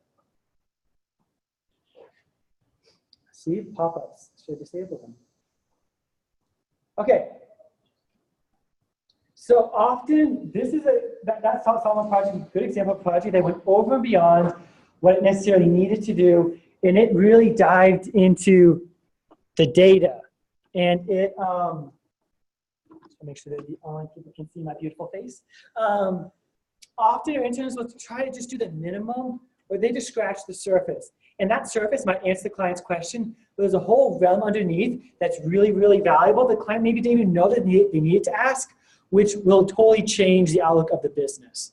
So we want to really focus on all aspects of, if it's a feasibility study, market analysis study, so they really understand, I understand that. For instance, if it was a market analysis study, you might just look at the competitors, but maybe you need to look at who potentially could enter the market, or who potentially is it's not a competitor. What's it called when you're a supplement? You could be used, but you're not really supposed to be used. Huh? Yeah. So you're another competitor that's not a direct competitor, but you're close enough that like it kind of works, and a customer might be using you for their good or service that really shouldn't, but a certain percentage of the market might be there. So there's other things that might need to look at to kind of get a full picture. So then we have the fanciest slide in the slide deck because there's animations in it. So get ready for this. So we have our less valuable data, which I was just talking about, which is easy to get. This is like BLS data and all, which is very useful, but just by itself, it's like, well, that's a free data set you can just get. You know, that's just census data. That's good, and it's good to know population and trend growth. But the really valuable is when you take that trend growth and now you combine it with another data set. And that data set maybe is unique, or maybe it's another, open source data set, but you combine the two together, and that's what really makes it more valuable. For instance, for them, that's the additional surveys, that's the additional competitor analysis. So now you have these trends, and now you have the surveys of where, from customers using the management software. So here we have our group of interns, that are non-racially, I don't know what they are. They're just mystery people. I don't know the genders. They're just, no idea. We're very politically safe here. So it might take multiple approaches. You might fail multiple times to try to get this really more valuable data. So if we want to know how deep this thing was, how deep the iceberg was, we might try, we might miss it, go way too deep, go too high, but eventually we'll get closer, eventually we'll figure out how deep it is. So that's okay. It might take 4 or 5 approaches to get the data they're actually looking for, data that's going to be meaningful and valuable, and that's okay. But what we want to do is pivot early and fail quick and early.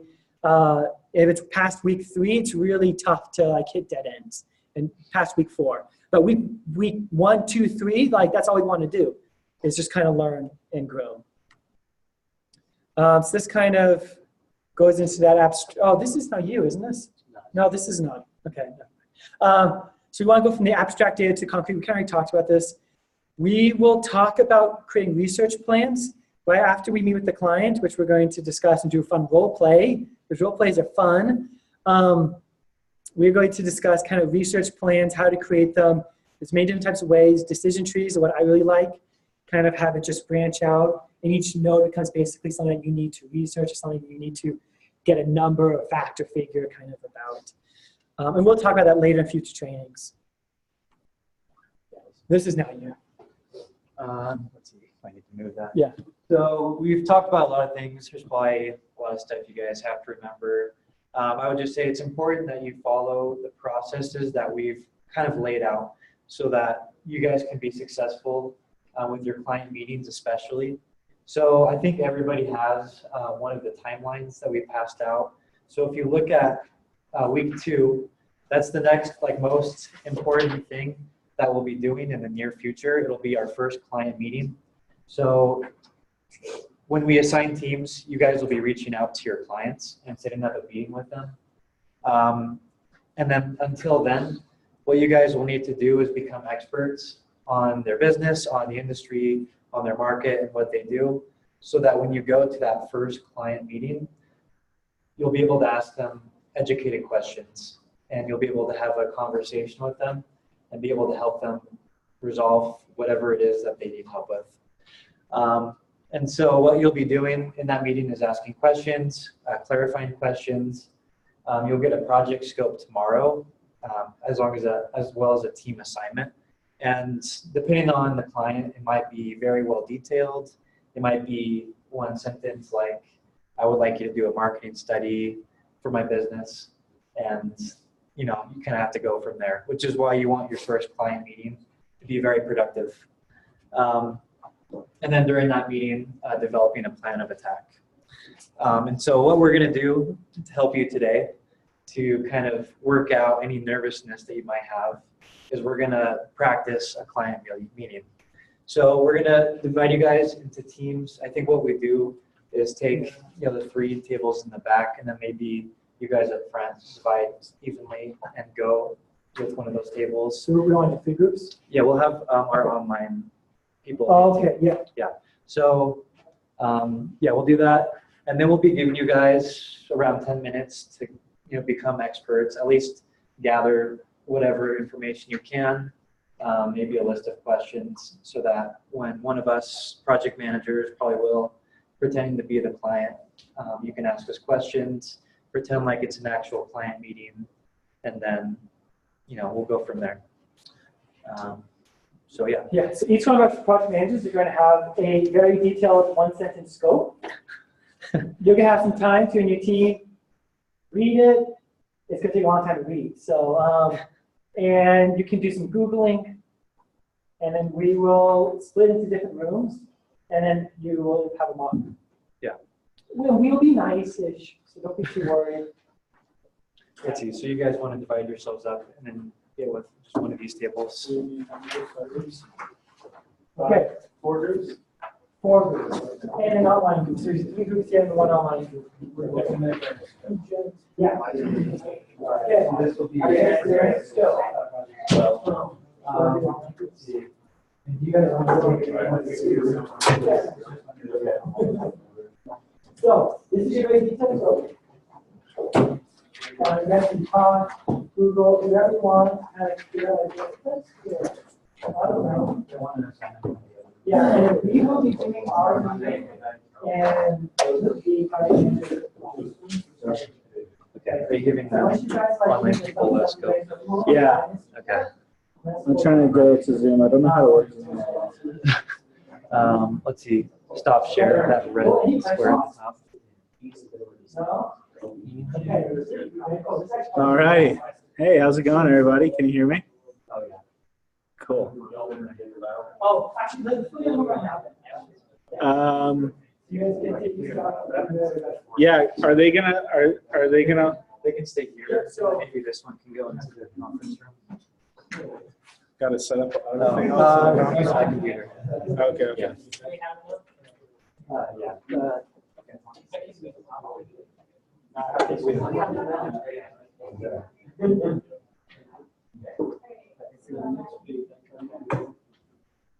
we just jumping into it? Let's go.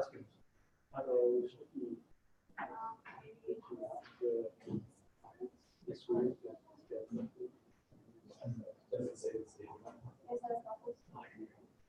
I mean,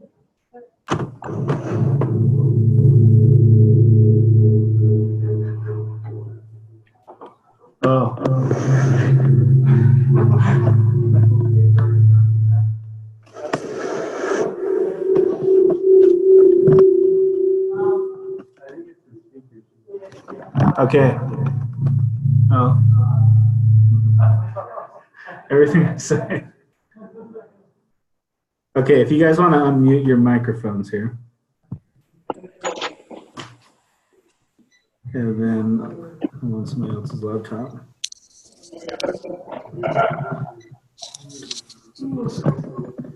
Can everybody hear me? Yeah. Yes. Cool. All right, so your scope that I'll give you guys a few minutes to discuss, and then I'll come back and we'll have our client consultation, is a manufacturer of condiments is seeking the optimal distribution method.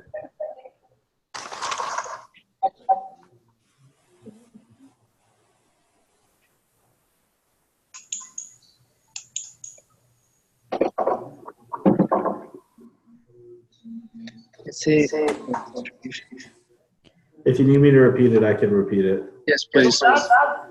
Yeah. A manufacturer of condiments is seeking the optimal distribution method. Well, basically, like that's maybe the sentence he gave us, right? So we're having a meeting with him and trying to figure out what he really wants. Mm-hmm. Okay. Yeah, remember, we're trying to cut through the ambiguity, and this is purposely ambiguous. So, Okay. so you guys can sit. I'll leave the room for probably about probably 10 minutes, and then you guys could Google, talk amongst yourselves, and then we'll kind of have a short meeting, and the goal will just kind of be to get to the core of what we're looking at. Okay. Cool. So I'll leave you guys be for a minute. Sounds good. Okay, I have a question or a suggestion. I think it might be good if we kind of do some research and brainstorm some questions and designate one or two people to ask them, because we can't have all 13 or 14 of us throwing questions. No, I agree. I agree. You know, so do you want to research first or just throw out some ideas? What do you guys think? I mean, I have some of ideas already. I mean, I could just shoot them off real quick. Yeah. So I was wondering if this client is meaning if he's seeking like a faster process period for the product to either be in containers and shipped out, or if he's looking for the most like a net income after all of his expenses to like cut down on money. I'm just wondering if he means either cutting down on time or cutting down on money to make more profit, if that makes sense. Do you mean like when he's actually packaging the product or when he's distributing it to clients, or are you wondering if it's both? Yeah, it's a little bit of both. Like just the time it takes to be able to make the product and then ship it out. Okay, so you want to figure out which one he is, if it's everything or if it's just one part of it. Am I understanding correctly? Correct, yeah. And I was wondering, it would be important to ask what he's currently doing, he or she is currently doing. I'm assuming this is not a new manufacturer because it says the manufacturer of condiments. They probably have some distribution in place. It would be good to find out what that is and what problems the manufacturer sees with the distribution, or what his goal is in revamping the distribution. Is it, like you were saying, more money, faster, different product sizes? Or a different market. That was my question. Yes. What is he doing currently, or is he looking to expand it national kind of, who is he accessing? Like, is he, distributing, I kind of think of, to a store, or, is he a condiment that goes to like a restaurant, or, I don't know. So. Or it could be both. And is it regional? Is it a regional company, a national company? Because that would make a difference too. What is it, from one distribution center, or do they have manufacturers throughout the U.S. or the world, depending on what they are? who's producing this for them. Yeah, so I wrote, where is he at now, and what is his goal? yeah, his goal, yeah. And then what is your goal? I think that might be one of the first questions we ask to see if we can get any information is, what is your goal in researching this? What would be your ideal outcome? And then ask some of our other questions that we've been talking about. You know, he may not have any idea what he wants, but if he does, it could give us some direction and narrow down the questions we ask. Yeah. I want to point out that distribution may not be where the problem is. There might be a problem with manufacturing or warehousing. He may just be thinking that the problem is my distributor. Asking the right questions would unveil where the real problem would lay, not just where he thinks it is. Yeah. So I think the first question we need to ask is, what are you doing now? And then what is your goal? And along with what do you think your problem is? And then what is your goal, I guess. Does that make sense? Where do you see your business in 10 years?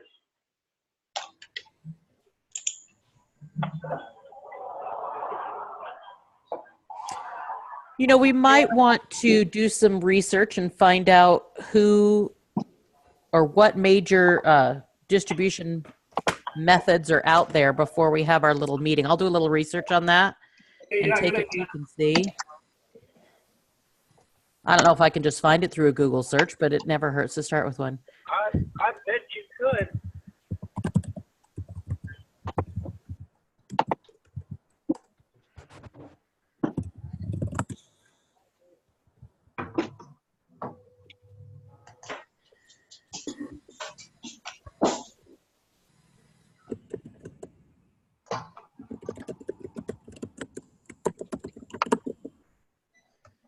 Okay, this is what I found on IBIS World. I don't know who they are, but it is from June 2018, but it just says that they go to wholesalers, other food manufacturers, and retailers. That that's a general process, which is not that surprising.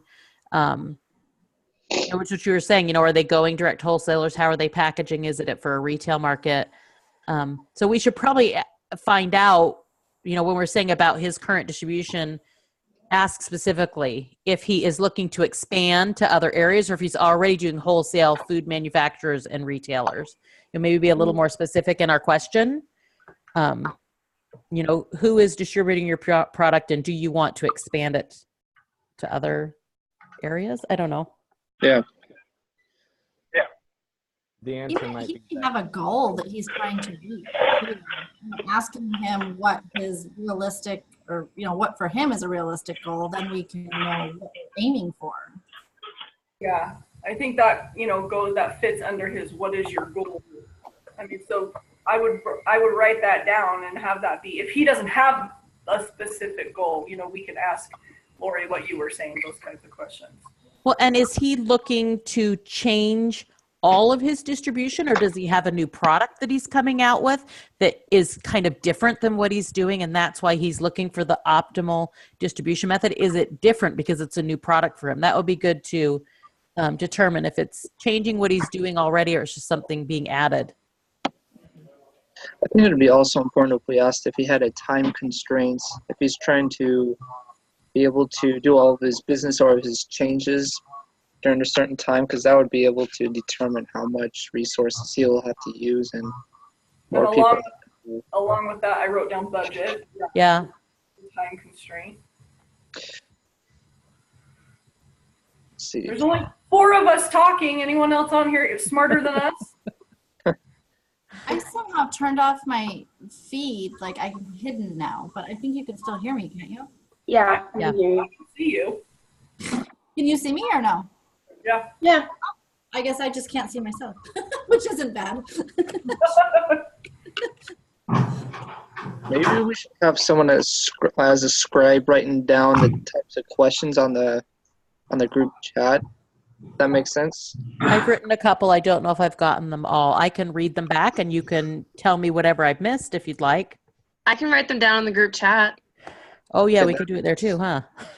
Yeah, that'd be nice. You Thank can you. also, somebody can start a whiteboard so we can see it. All righty. Is everybody here? We are. We're going to go ahead and get started then. All right. Okay, so I'll lay it out. I am the CEO of this seasonings company, and I'm really looking for your guys' advice on how to optimize this. So what we'll do is we'll just do kind of a mock client consultation. And I don't know if there's somebody who wants to lead the conversation, but I'll just kind of go ahead and start it. And we can kind of talk about maybe some of the things that you guys have thought of. So now we're going to enter role play. Okay. I'm going to introduce myself as the guy. Okay. Okay. How's it going, everybody? My name's Bill, I guess, suppose. And I run this seasonings joint. Yeah. And so we're really looking to, we're spending a lot of money right now on kind of pointless distribution methods. So we're trying to just find out how we could save money and possibly, if we're able to save enough money, then we could open up into different markets. And so I'm really just kind of looking for some advice. Hey, Bill, so you said that you have distribution methods that are costing you a lot of money. What distribution methods are you currently using? Yeah, definitely. That's a great question. That is a great question, Lori. Yes. Yeah, great question. We employ several different distribution methods right now. Primarily, we utilize the supply chain.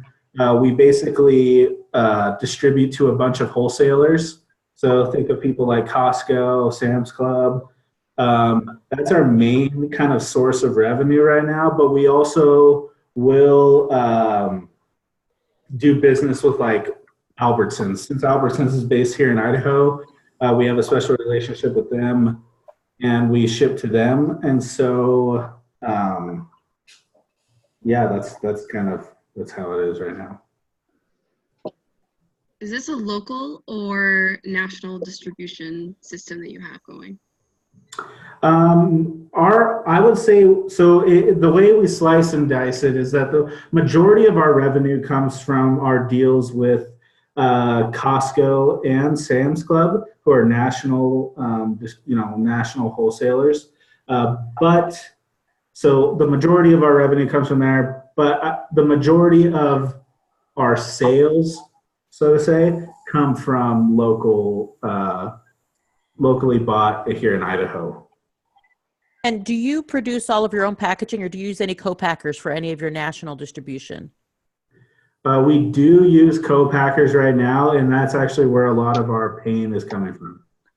So we're hoping that maybe we'd like to look into in-house packaging. But your biggest problem right now, is that you're trying to figure out how you'd like to, mostly save more money. And so is that your biggest concern with us? Is that what you'd like us to do the most research on? Yes, yeah, exactly. We'd like to just figure out some different options. What I would like is a few different options of what we can do to save money, and as a secondary priority, use the money to expand into different markets. So we'd like to maybe get some more deals with not just Albertsons, but maybe some other national grocery brands. That would be an idea. And you're not thinking about changing the products you offer just to expand to other retailers. Am I correct in understanding that? Yeah, that's great. Yeah. Okay, and do you have any time constraints, like you need this done by a certain time, or for this changeover to where you are packaging it yourself rather than using co-packers, or are you a little bit more flexible? So yeah, that's a great question, Lori.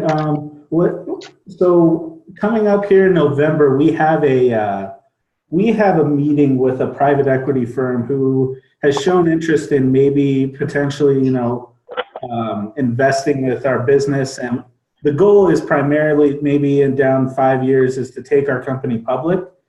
And so it would be nice if by November we could perhaps provide, an investment prospectus or maybe perhaps, like a short kind of a report detailing, some of these options we have. Okay. So what risks do you foresee in going through this new transition? Yeah, definitely. That's a great question. Since we're a seasoning brand, we have a lot of competition, a lot of low barrier to entry. And so, the way we're kind of doing it is just kind of how the industry runs right now. So a lot of costs get eaten up in the distribution costs for a seasoning company. We're really looking to kind of edge out ahead of our competition through this. So I guess the biggest risk in this project is I'm unsure really if there is a feasible option. I'm unsure if this will actually, if there is a better way than what we're doing now.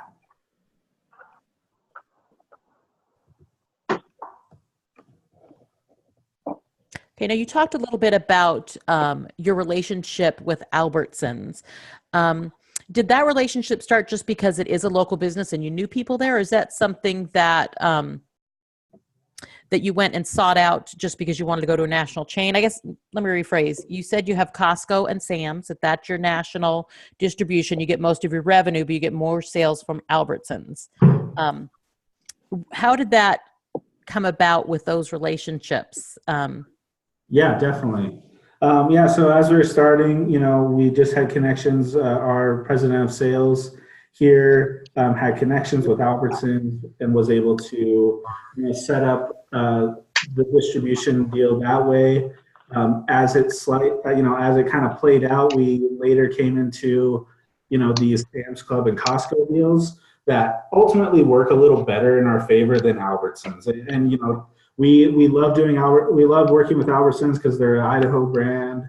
We're able to help the Idaho economy, but it just didn't work out the way that we're benefiting. I believe from what I've seen, the best on that through that deal. Okay, now I just have a follow-up question with that. Albertsons is located in more states than just Idaho. Do you have distribution to other states, or is it local with them?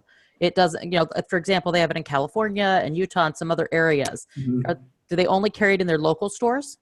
We only are carrying with Albertsons in Idaho and Utah at the moment, I believe. Okay. And are you looking? Oh, sorry. Go ahead. Are you looking to want to expand more with Albertsons, or try and focus more on your wholesales? That's definitely an option. It would, I would have to send you some data kind of regarding the current deal with Albertsons, and maybe that in comparison with, maybe we don't move forward with any more expansion with Albertsons, but try to get other dealers, depending on what the current, market deals are being made for. This is information I'd like to gather about the current state of, maybe we could get better deals that way. You mentioned that you're looking at the possibility of taking the company public in 5 years. Mm-hmm. Are you looking at staying within the market that you are at, or do you want to possibly maybe add some products to make that more possible to increase your revenue? That's a great question. We have plans to add more product down the line. We have more plans to add product down the line, and if you guys want to look into it, that would be great. In fact, if you guys could do a whole maybe like sub-analysis on the products that we could potentially add to our, that would be valuable.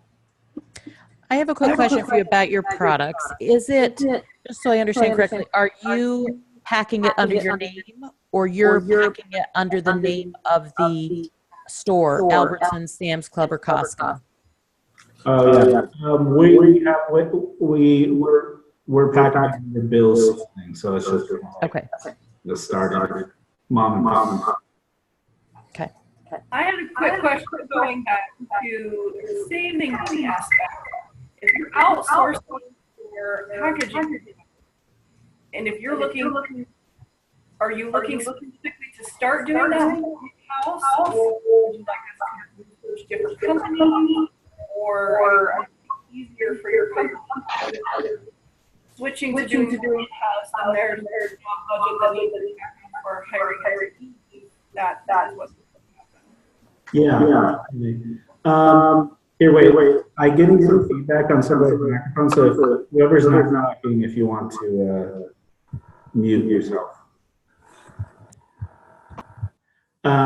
Okay. Yeah, I think I got most of what you're saying, Rebecca.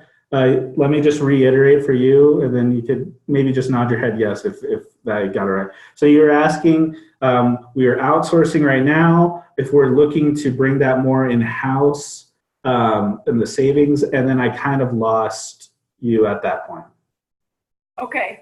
Yeah, I just was saying, I'm not sure what you said you wanted to save money. Do you have a specific goal as do you want to move that in-house, or do you want to or explore other options from what you're currently doing as far as your packaging? And is there a budget if you were going to move it in-house, for more employees or work hours, or get more space for that?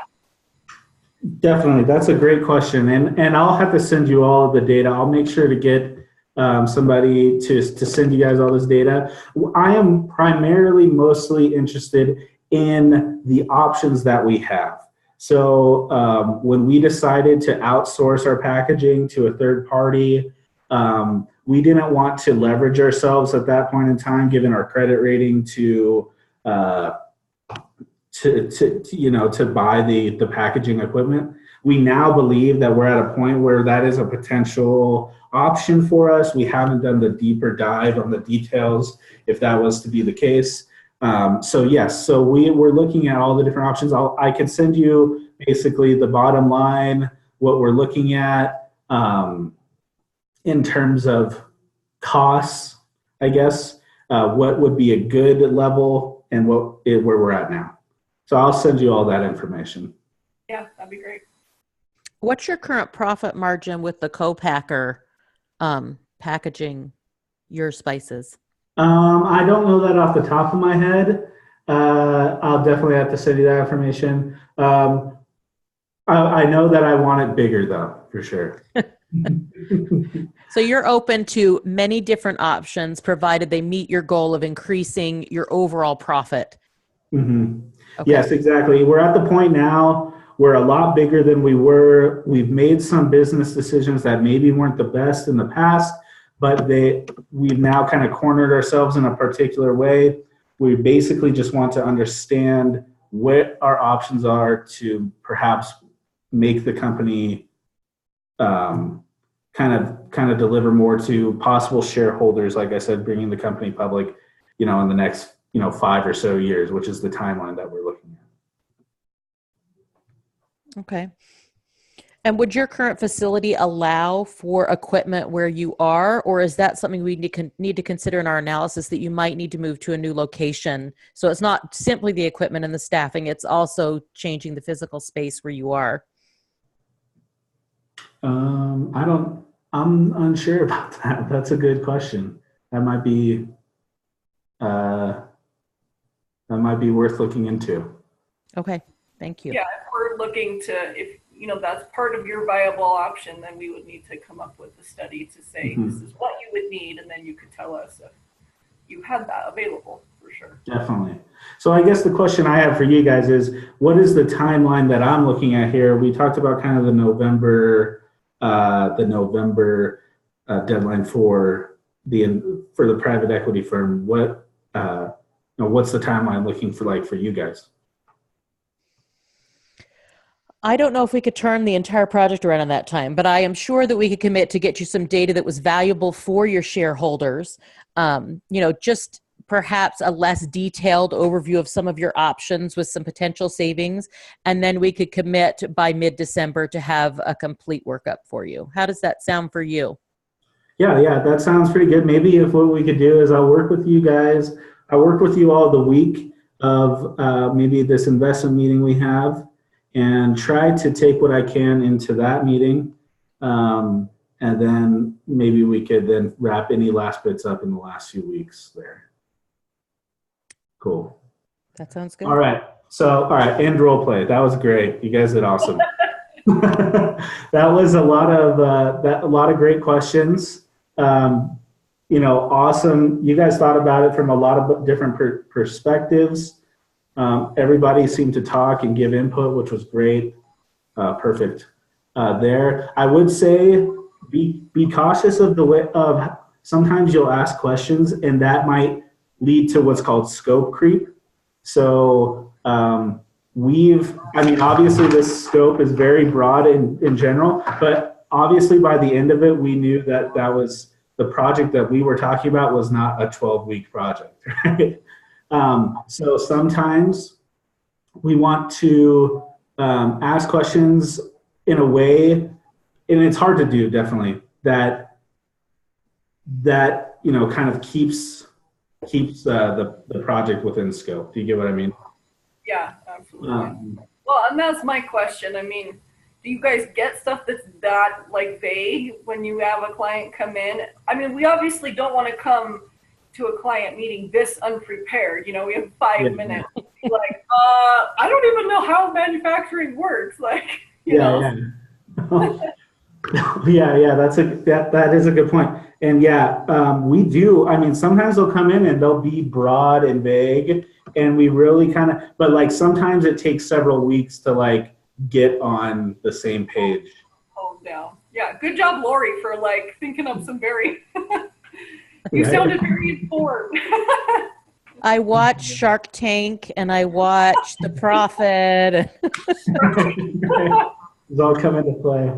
Another thing I would say, all the questions is great. I would establish deliverables. So we're going to give you a report, a PowerPoint, and a Google Drive with all of our data on it. And then like maybe establish meeting time. So be like, do you want to, we can make time to meet with you weekly, every other week. Do you want to be super involved? Do you want us to send you updates every once in a while? And maybe try to set up an established, communication line with your client. Because here's the thing, like I said, sometimes it takes a few weeks to get on the same page. If you meet with your client too much, you might experience that they're changing the scope every single time, right? Like imagine the meeting we just had, but like for 4 weeks, and now you're like, oh, do I do the sub product? Darcy brought up the question, like, do we do more research in the product range? Do we do research in the changing location question? You know what I mean? So try to set up established times and really focus on like, okay, here's what we're giving you. So expectations are set. And then what's always best to do is to under promise, over deliver, right? So I think Lori said something along the lines of, we could get it mid-December, try to think of how we can under promise and then over deliver. Cool. Do you have any other advice for us? No, I mean, honestly, that was great. That was great tenacity, asking all the questions. Everybody asked the question, I think.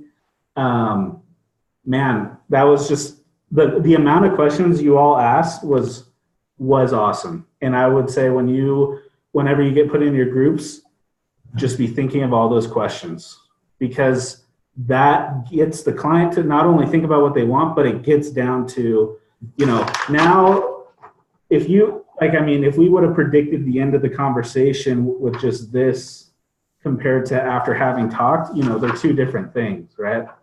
So this one is like, oh, you're thinking about supply chain. Well, what it ended up actually being was like an investment prospectus on like their bottom line. And just the problem ended up being in their supply chain. Do you get what I mean? And so, those questions were great. Cool. All right, I think everybody's meeting back up, so I will take you guys back up there. Thank you.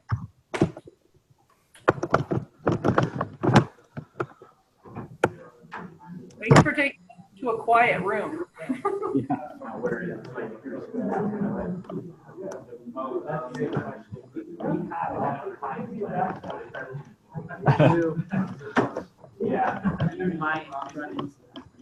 I don't think that's bad necessarily.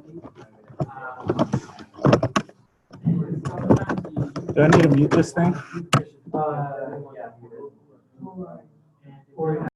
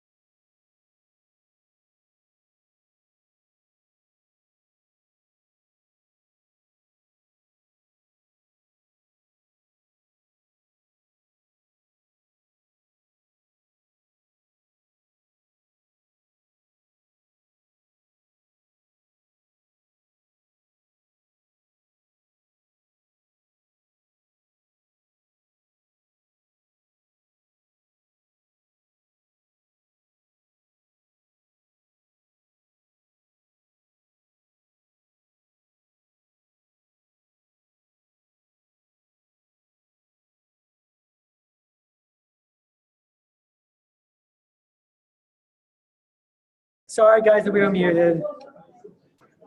Okay, so we're almost done. We're gonna kind of do a little bit of like a recap situation. Oh, yes. Okay. Does anybody want to talk about like things they learned? Yeah, go ahead. Our sentence was, I want to build a gym, pretty much. Yeah. And then we got together and we were asking these questions like, oh, what type of gym and what type of like client do you like need wants to focus on? And then the first question, like, oh, what type of gym? And he said, oh, I actually want to build like some softball fields and stuff. So like, yeah. What I learned, like, you really need to be the top of your game when you go talking to a client, because maybe he didn't communicate really well, and maybe he wants something totally different than you are prepared for, and you need to kind of. That was an actual client too. That was a client that I actually had like the project for. He was happy with me, but that's what we initially thought is like. We had one guy on the team super excited because he wanted to be like in recreational management, and it was just his scope was just completely different. There's always curveballs. Yeah, go ahead. Something that I learned is it's better to ask the stupid questions in the role play than stupid questions on purpose. Prepare with better questions for real. Yeah. Let's see. Yeah, go ahead. I think it was kind of interesting when we did ours. I mean, the question I felt the question was going well, but we couldn't even end the conversation. So it was easy for us to start asking questions, but we couldn't end the conversation, like, what to be the next step, like, and it was kind of like an eye opener that it's not how you start already, but how you end it. And just ending it kind of set the pace how the project is going to go.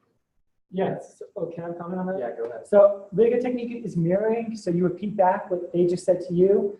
And that kind of is a good way to end it. So just to summarize, you want this, this, and this, and that's kind of great. And that's kind of what would meet your needs. And he's gonna say yes, he's gonna say no, that's really not what I want. So that's really good technique. And then basically, ideally, you can end with like we're gonna do this, this, this, and now we're gonna meet with you in 4 weeks to go check up on that. That's like ideal. Sometimes you have to do like we're gonna come back with like a proposal scenario, and we're gonna email it to you, and then we're gonna go call you like later this week. Sometimes that happens too. Kind of just depends. Yeah, it's like once you figure out what they want, you want to start talking about how you're going to solve their problem.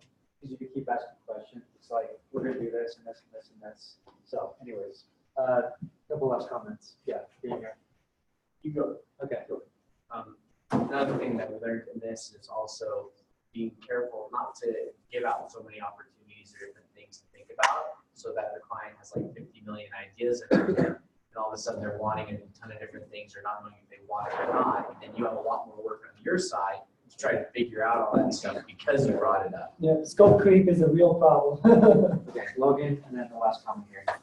So I think another key that I took away from this is, as great as it was to have this experience, I think planning is something that I'm going to put a lot more focus on going into client meeting. Is it planning before and planning after? So we're going to plan, this is the questions we want to ask. This is how we want to go about it. This is what we need from the client. Like, we should know all of that prior to the situation. And after, I mean, it would be extremely helpful as well to, as a group, collect our costs, collect what we've learned and all of that. So I think the planning is kind of the key with that. As much as that situation, asking those questions is very important, gathering the information, you really need to know what you need to ask prior to that situation. Yes, I have another comment on that too.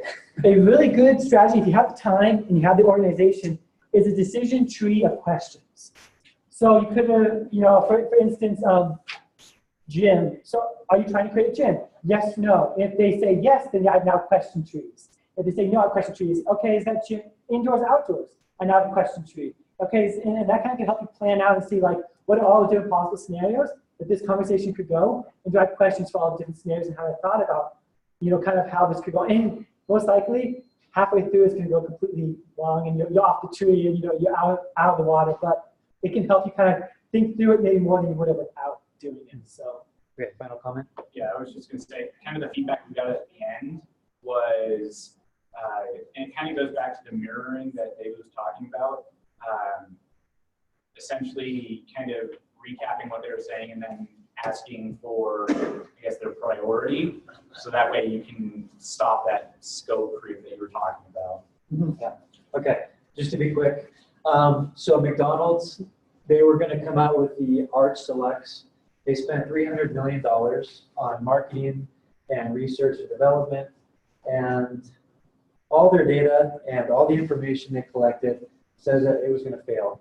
But they spent $300 million, so they just came out with it anyways, and then it flopped a year later. So just to make a quick comparison, us as project managers and Will and other directors are going to give recommendations and advice. I'm not going to say you have to follow it, but we highly recommend it, because you don't want to get way down the road and then have to backtrack like a month because of advice that you could have followed earlier. And so, when we give advice, we want to help you guys out. We want you guys to be successful and not waste your time, and not the clients and ours. So that's all there. Yeah, it's like we're skydiving with you, right? Like we're strapped to you, and the advice that we give you isn't going to make you fail. And if you we're not going to want to hit the ground and splat together. Because one of us has no parachute. Kingston Rapids has every since I just discovered this like a week ago. It's a great movie. Sorry, did you want to say? Okay. So just before we have pizza, because you get right back there, just last tips for success. So these are things that we see are really, really helpful, really highly encourage you to do it. Be super proactive, be ahead. Don't use the timeline and just like, oh, let's aim for that day. Like try aim for the day beforehand. Be really proactive with your team in accomplishing the tasks. Ask for help early. Don't feel ashamed to ask for help. If you don't know something, ask questions. That's really, really good and important. Don't procrastinate, especially if you don't know the answer to something, then you procrastinate asking for help. Question everything. If you have a data source that's like, oh, this is amazing, question where the data source coming from. If you have some results that look really, really good, maybe question it. If you have results that look really bad, question it. If you something I say, question it. I say lots of stupid stuff, so that's fine. Take responsibility for your actions and your team's actions. Especially if you're the team lead. And just communicate at time. Just communicate at time. About everything. Communications, if you do a flag for us, you want us to micromanage you, don't communicate, and you start. Yeah.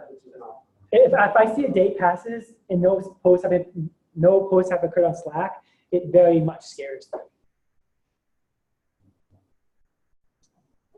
Okay. Any questions about anything before we eat pizza? If you have some, you can ask us while we're eating pizza. Just I will be less keen to answer while my mouth is full. Pizza is stacked in by contents. So there's not even open up the box underneath the pizza that's on top, because it's the same as the pizza on top. It's just making the other piece full by doing.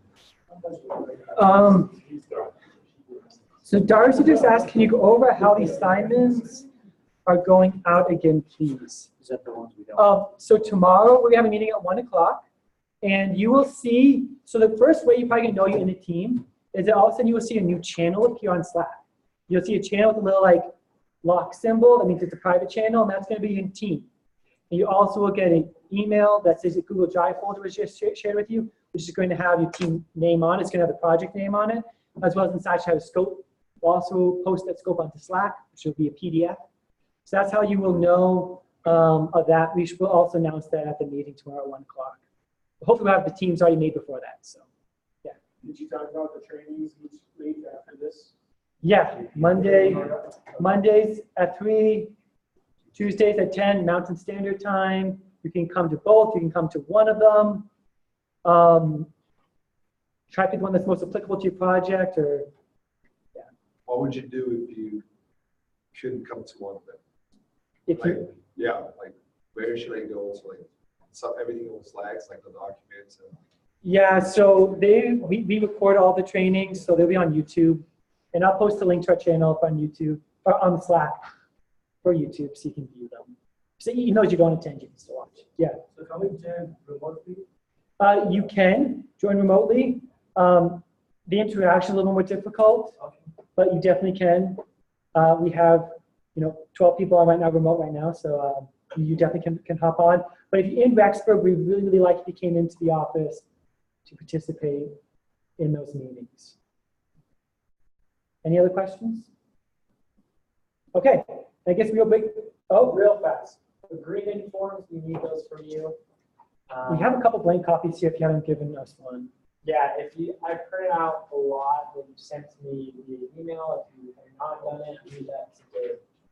If you're online, just send it to me. Yeah, that's just legal stuff. We have this is a new agreement form, so this is new for us too. It's just for legal compliance. Oh, yes. Okay. So by the way, the highest level of BYU Idaho's administration has got their eyes on this, what you guys are doing. Like, we talk with President Idaho all the time about it. He's super stoked about it. He's a management consulting guy. He loves the kind of work that you guys are taking part in, and kind of wishes he could come do this too. And this is a video from Vice President Amy LaBosch, who's over student life. And I'm sorry we showed it to you yet. It's not quite done. But we'll roll this while you guys. Congratulations on making experiential learning a key part of your experience at BYU Idaho this semester. I am so excited to welcome you to this week 1 training. I love being with you in a room of doers. You understand that your BYU Idaho education is more than just about classroom time and books and learning. It's about what you do outside of the classroom. And so I couldn't celebrate or congratulate the decision that you've made to be here anymore. I'm in a room of doers and I love it. Thanks for being here.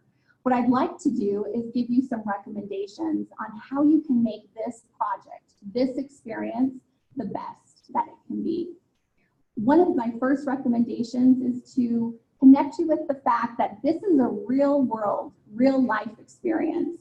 We are not in case study mode anymore. This is not a story problem. You are going to be working on a real business problem, a real business issue this semester. And you have the wonderful opportunity to bring solutions and to bring services to businesses who are depending on you. I love that. I can't wait to see how you add value and how you build your resume this semester. All of that, though, will weigh on 2 important things: your ability to stick with it and get it done. If you don't finish, you don't get the results that you're looking for or that the businesses are needing. And so I strongly recommend that you finish what you start. It's going to get tempting. The semester is going to get busy, but anchor yourself to this is the whole reason why you're going to school, is to get this real world experience. And as you excel in your class and do well and finish this project, you will have the resume worthy results that you're needing for the next step in your career. The second thing that I would recommend is that you do a really high quality job. You may be tempted to give your best effort somewhere else. But again, this is the whole point of why you're going to school, is to be able to apply your learning in a real world experience. And this is going to do just that for you. So stick with it. Make sure that your work is a high quality so people can sing your praises and recommend you for the next best thing that's coming your way. And last of all, have fun. This is going to be a joyous experience for you as you work with your classmates, colleagues, faculty mentors to apply your shared knowledge to a real business problem. It's going to be fun. Make it so. I can't wait to see the results of your good work. And Amy, she's again vice president over Student Life. She's going to be a project mentor slash kind of subject matter expert on at least one of the projects you guys are working on. So you get to work with her. Okay, so now we can break and get food. Thank you so much, online individuals who joined us today. I'm going to end the recording now, but thank you so much.